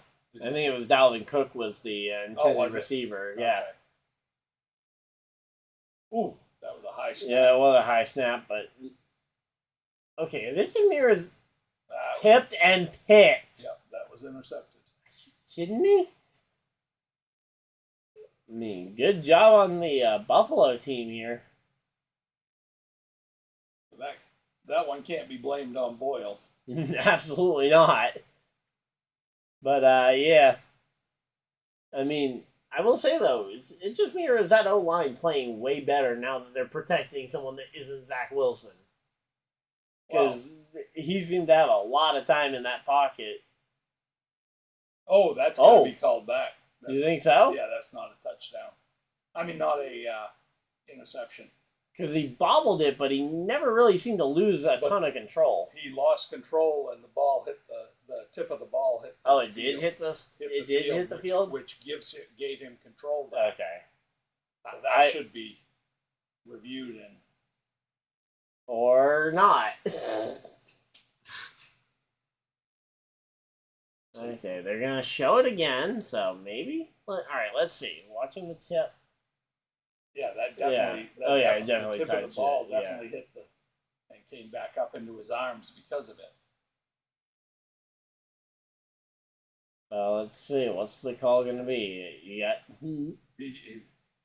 got Boyle over there on the iPad. Well, you got the announcers, the referee. Oh, the referee. The referee that they have in the booth. Yep. Said that's clearly an incomplete pass. Yeah, here we go. It's officially under review. Okay. Rams did take the 1 point lead, by the way, on the field goal. Okay. Over there. Figure I'll give you that update. They got a minute. I'm much more interested in what's going on up here. Since this will take 5 minutes to review. Well, it won't take long, I don't think. It shouldn't take long, but they can, if they can find a way to draw it out, they seem to.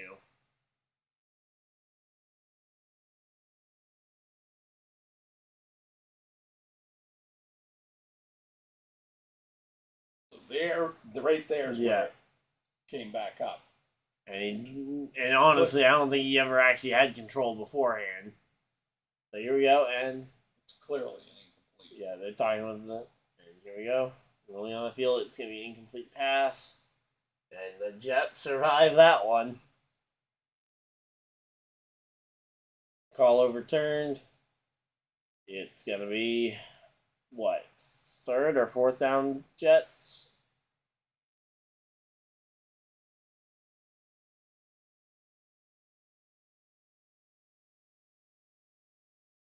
Third and 10. All right, 3rd and 10 for the Jets. Let's go.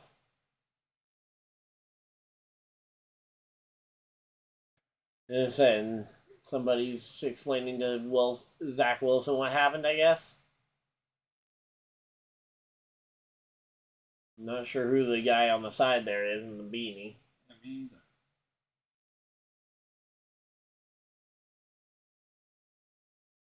Probably the quarterback's coach. And yeah, here we go. Boyle in deep sack there. And this is going to be deep 4th down. They're going to punt it away here. They don't have an option. Now, if we end up having a... so how much... After this... I'm looking at the receivers here. Yeah. The receivers are all 15 to 20 yards down the field. There's nobody in the middle of the field. So, who do you blame this on? Do you blame it on the quarterbacks, or do you blame it on Hackett?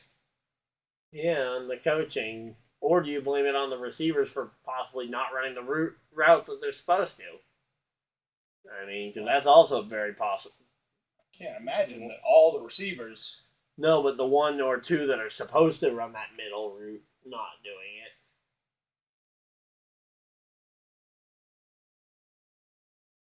Because you wouldn't have all your receivers in the middle, and here we go. They're going to show the field goal attempt, which is probably the least exciting part of this play. A field goal from the 4-yard line. Well, I think the Rams might say differently, because it put them 1 point ahead of Seattle. Oh, for all 1 fan that they have in the stands? Oh, there's got to be more family than that. You say that like the Rams family aren't more interested if it's if they go back to St. Louis. Because yeah, St. Louis would love to have the Rams back. Mm-hmm. And honestly, that's a town that absolutely deserves an NFL team.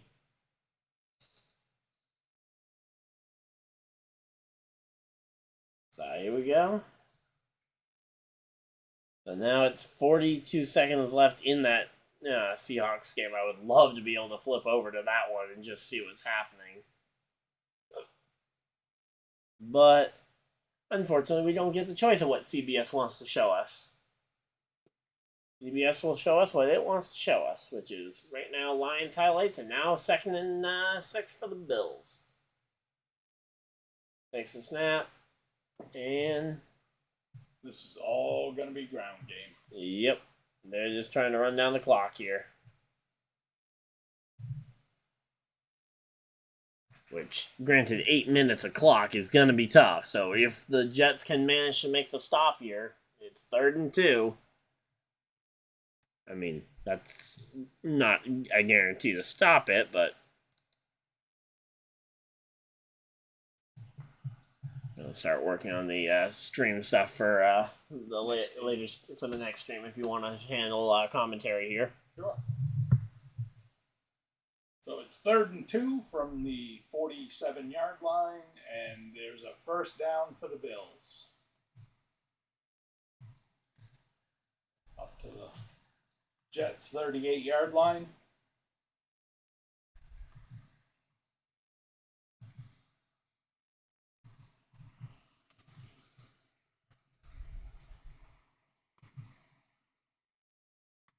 Pretty funny. The Bills are 5-5, and they had the easiest schedule so far this season of any NFL team. Well, yeah, I mean it's definitely helped by the fact that you've played the Patriots and the Jets each. Twice. Well, they've only played the Patriots once, and this is the second game against the Jets. But you lost to both the Jets and the Patriots because they did lose a game to the Patriots too.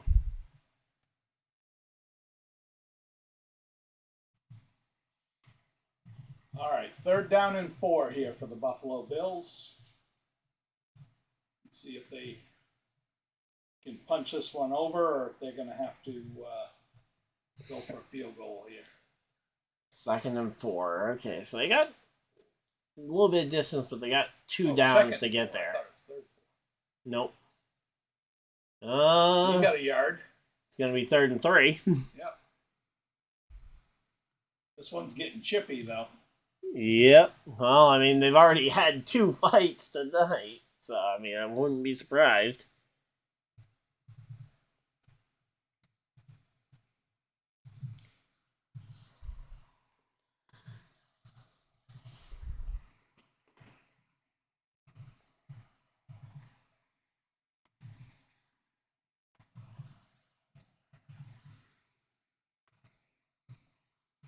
I got a question. When do you pull Allen from this game?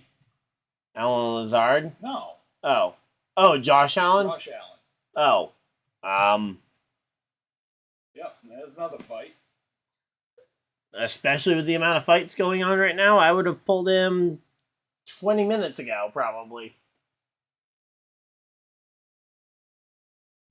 Because you don't want him being involved in a fight. That's my point.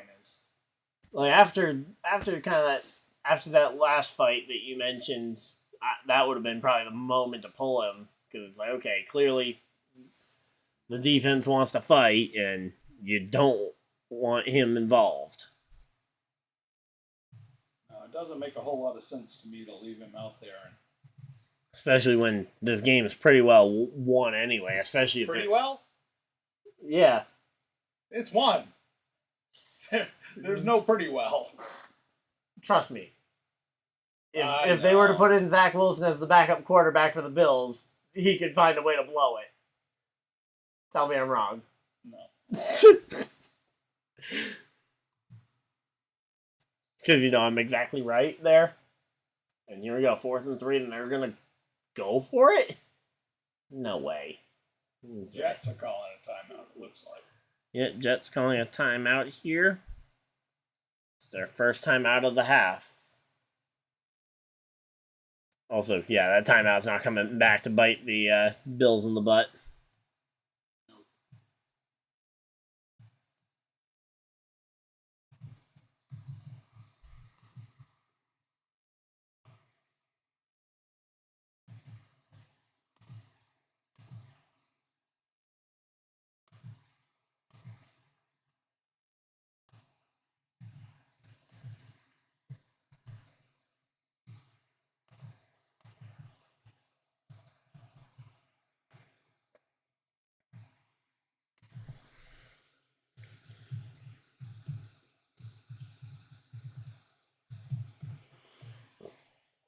Trying to think of the key players for the game tonight. I mean, what, Russell Wilson, Josh Dobbs, and Jefferson? I guess would be the main players. Yeah. Okay. Kirk Cousins. Out for the year with an injury. Might be the most interesting player on their team right tonight if Jefferson doesn't play. All right, now... Are you saying that Josh Dobbs is not interesting? Now Buffalo's going to call a timeout. Yep. How do you spell Russell for Russell Wilson? Russell. E-L-L. Okay. I believe. Okay. Close enough. I'll say, they'll know what you're talking about.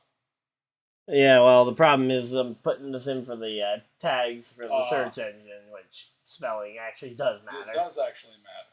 Yeah. Because the search engine won't take into account spell check. All right, 4th and 3. Oh, now they're going to kick it. 50-yard field goal attempt. All right, let's see. Can Tyler Bass pull it off here and make this a 31-6 football game? That might put it out of reach.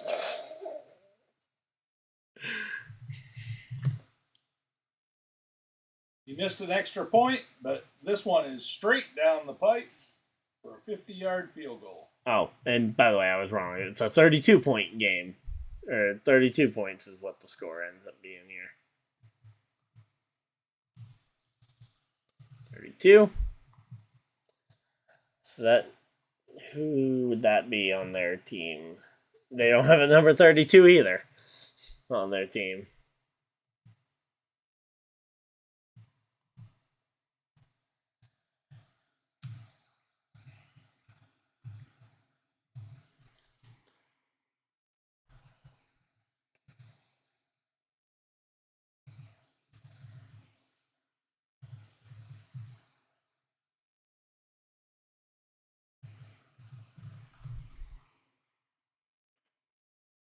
All right, so 32-6, Buffalo over the Jets. 5 minutes and 16 seconds left to go. Offensive plays 67 for Buffalo to 42 for the Jets. Total yards 378 for Buffalo, 172 for the Jets. Turnovers 3 for the Jets, 1 for Buffalo. Buffalo got 10 points off from their turnovers. Jets got 0. That is a recipe for disaster right there for the Jets. Be interesting to see what they do moving forward. It's actually a pretty good recipe of what not to do the rest of the year if you want a roadmap to victory. Right? Yep. Well, Jets decided to take that one, that kickoff back and only made it back to the 20-yard line. So Lost 5 yards there. Yep. And it looks like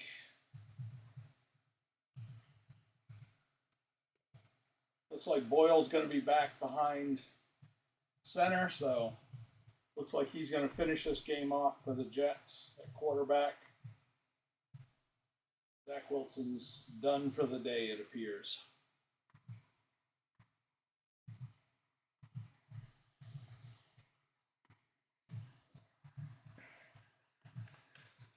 Oh, there's a pass interference play. If they call it.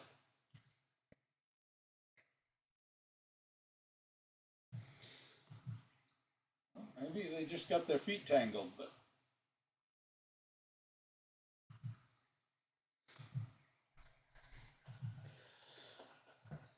Second and 10. No flag.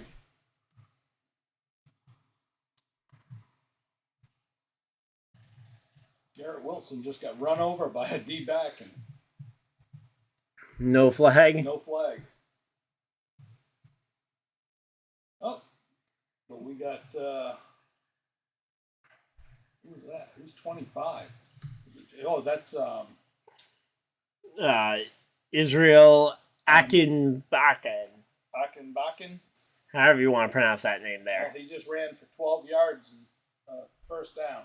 All right, well, good job. Ruckert just took in a pass for 4 yards. He's a backup tight end, I believe.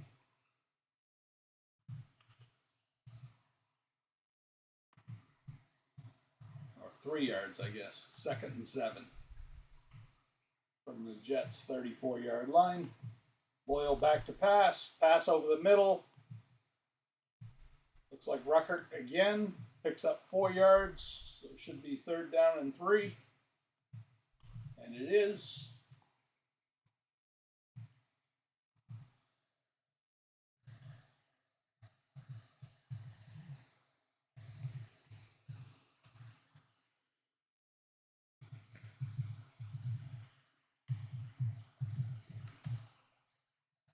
Boyle looks a lot more comfortable back there in the backfield than Wilson ever does. Yeah, I think that's another thing, is that with Wilson, you can spend that long in the backfield if you're comfortable back there. But Right. So that one, Boyle, he saw the pressure coming, and he threw the pass quick. Yep. It was incomplete, but I'm okay with an incomplete. It's much better than losing 13 yards on a sack. It does lead us to 4th and 3 in our own territory, but at this point it doesn't really matter. There's 3 minutes 36 seconds left in the game, so you got to go for this. Yeah, do you go for the Hail Mary if you end up at like no time left on the clock to try and score for morale's sake? Oh, there's Xavier Gibson there, the return guy. Return guy out for a first down.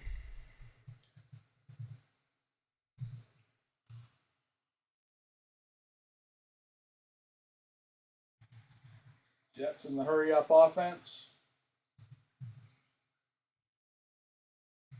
Oh, that one was right in the hands of 25. Tyson Dotts. Oh, no. It's 25 for the Jets. Israel. Israel Nakambaka. Yep. Common spelling.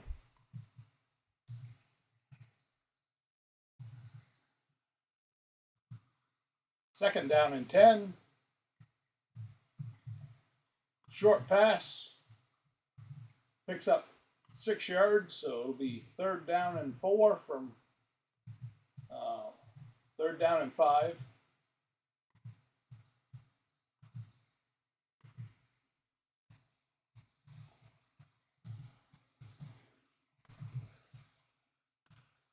Across the 50, though. Yeah, that's always kind of that big mark to get across that 50-yard line. Oh, another tip ball. 4th and 5. You got to go for it. Might as well. You're over the 50. Oh, Bills have a player down. Oh, no. Who's down now? Although it shouldn't be a starter, but you never want to see an injury. Well, he doesn't look like he's overly injured. He looks like he was gassed. Yep. Should make you think it's someone who's been playing all game long, right? You would normally. Well, to be gassed from this game, especially the Bills defender, because you haven't spent much time on defense. I know. Well, they're spending a little bit longer down there.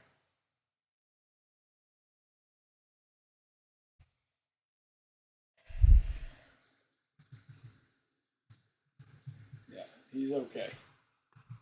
Number 44. Oh. Yeah, not touchscreen. 44, that is Tyler. Matakavich? Sure. We'll go with that. All right, 4th down and 5 from the 49-yard line of the Buffalo Bills.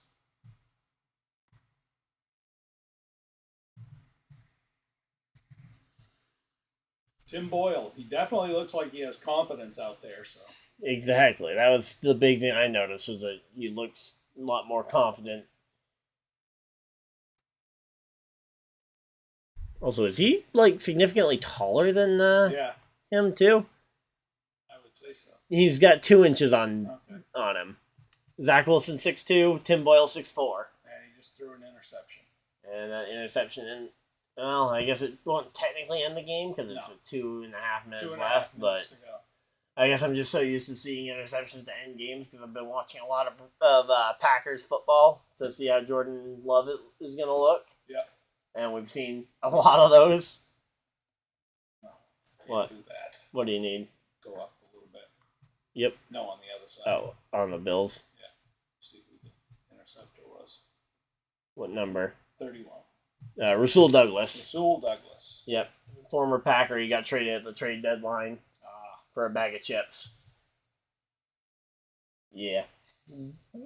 Packers didn't get a very good deal on that one. Third takeaway of the day. Second interception. Also got a fumble recovery. Exactly. He was their best defensive player, and you don't get a great return on investment see if there. The Bills can run this one out. Picked up 5 yards on that run right up the middle.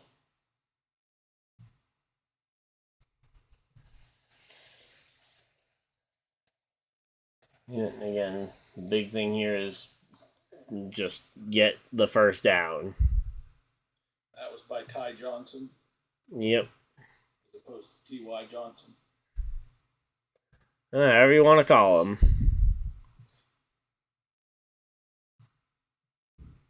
Oh, yeah, I gotta move the football over. I'm assuming there weren't any score updates. No, we're at the 2-minute warning. Okay, 2-minute warning. Both teams have used one timeout, right? I didn't miss a timeout. I don't know. All right, I think that's where we are, but I'll have to double check. There we go. Now I've got it so the stream will actually redirect everybody straight to the Vikings Broncos stream afterwards. Awesome. So stick with us. Well, not with us. I'm not going to be here. Stick with him. Yeah, For the Vikings Broncos game right after this. Yep. I'll have a small intermission. I'm gonna say I'm assuming there will be a little bit of time in between the two games, so I'll probably grab some water and stuff because in case you haven't noticed, I haven't had anything to drink this entire time. Oh, I have. And the thing, my voice still sounds halfway decent. Well, halfway decent compared to where it started. I'm surprised mine is surviving. Yep. I had a really bad sore throat coming in, so.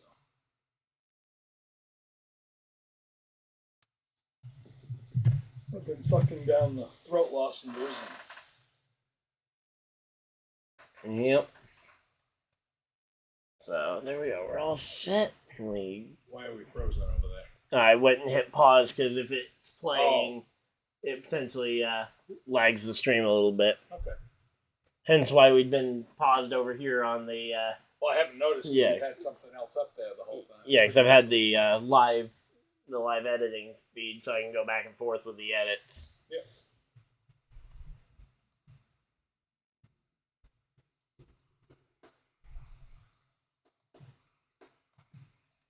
And another Disney movie. Yep. The classics are just so good when it comes to Disney that they can just kind of ride off the classics forever. And probably never have to worry about what they do from here on. Tell me I'm wrong. You're wrong. Really? Yeah. I will say, I find it a little odd that I'm seeing a lot of Disney and Disney Plus promotions on a CBS and Paramount Plus broadcast. Considering competing brand right there. CBS will take money from anybody. Well, yeah, fair enough. If the check clears, right? That's right.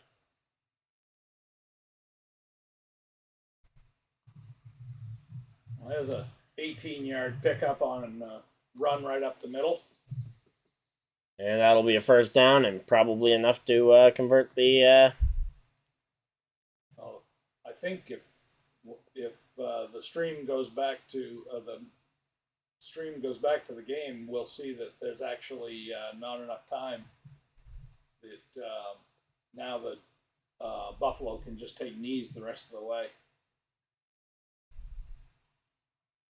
If I'm not mistaken. Yep, they're in their B position. Yep. Yeah, minute and 16 seconds. Yeah, and only 2 timeouts for the Jets. Right. If the Jets had 3 timeouts left, it Right. would be a different story. Yeah. So I'm going to assume that that's a Jets timeout here being used because the snap happened.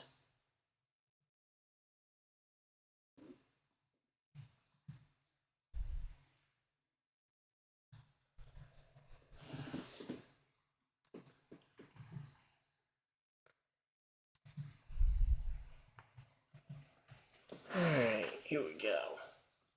So Buffalo is definitely in the hunt for that playoff spot still. And Jets did not call a timeout. Buffalo's Oh. down to 1, by the way. Oh, so Buffalo must have called the timeout on their own kneel? I don't think so. I don't think they had called a timeout because the clock was still running. Okay.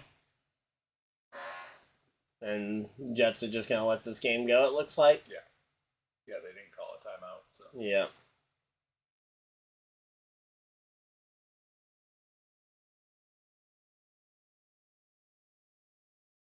Yep, there we go. And it's going to be 4, 3, 2, 1 final. So, yep, that's your final here in Buffalo. The final score, 32 for Buffalo, and the Jets only picking up a total of 6 points here. The Bills advance to 6 and 5. Meanwhile, the Jets fall to 4 and 6 here. Any final thoughts you want to add in? Although you kind of had the last couple drives of the stream. Yeah, no, I until they decide to part ways with Zach Wilson, this is going to be the Jets' future. Yeah, well, and that's going to be the big thing is what are there for free agent QBs to try and make that change mid-season? Well, I'm not so worried about this season at this point. Yeah, because the season's pretty well lost. I'm just worried that this is what they're looking at as the future of the Jets. And, yeah. you know, Aaron Rodgers isn't going to be here for 3 or 4 years. Well, so. you do have you do still have what, one more year on his rookie deal to. I mean, you're obviously not picking up his 5th-year extension, so. But to me, he's just taking up a spot. Yeah, well, it's a cheap spot though, as opposed to paying. It is a cheap spot, but as opposed to paying a veteran who also might not be doing too well. I'm not really looking for a veteran. I want to get somebody in there that can actually play football. Yeah. You know, Zach he hasn't shown that he has any ability to play quarterback. All right, and Rams. Oh, sorry. That's all right. Rams Seahawks game goes final as well. So okay. All the games. 17-16? Yeah, 17-16. The Seahawks fall to the Rams. That allows the Rams to now go to 4 and 6. So. What Seahawks? 6 and 4. 6 and 4. So. Yeah, and right now that'll actually make this battle for the overall division lead interesting because San Fran takes it over at 7 and 3 record, and that'll make this battle for the wild card spot very interesting because you got Houston at 6 and 4, Seahawks at 6 and 4. I think the Browns are 6 and 4. Yes. And then you got Buffalo at 6 and 5. Browns look really good today. Yeah, especially for having just lost their starting QB. So, all right, I think that's pretty much everything though from here. So again, the stream will redirect you guys to go and follow us for the resumption over at the for the second game of the night. I will be here. He's gonna head to bed, but hopefully you guys enjoyed. Thank you for joining me here on this one. Absolutely, thanks for having me. Looking forward to seeing you Thursday afternoon for the Commanders game, and then maybe for Bills Eagles, we can drag you back down here. Maybe. All right. Well, I want to say happy Thanksgiving to everybody. Don't forget to be thankful for everything that you have. Don't forget to be thankful and to give away a good portion of what you got. Yep. And be thankful for being able to spend time with your family like this guy. That's right. So, thank you guys, though, for everybody that tuned into the live stream. If you guys did, Leave a like on the stream. Subscribe if you guys are new so you guys don't miss any future videos or live streams. Again, we'll be back in about 25 minutes for the Viking stream. So for the Vikings Broncos stream. So hopefully I'll see you guys over there. But until next time, hopefully you guys enjoyed, and I'll see you guys next video, live stream, whatever you guys decide to do with the rest of your day. Have a great day, everybody, and goodbye.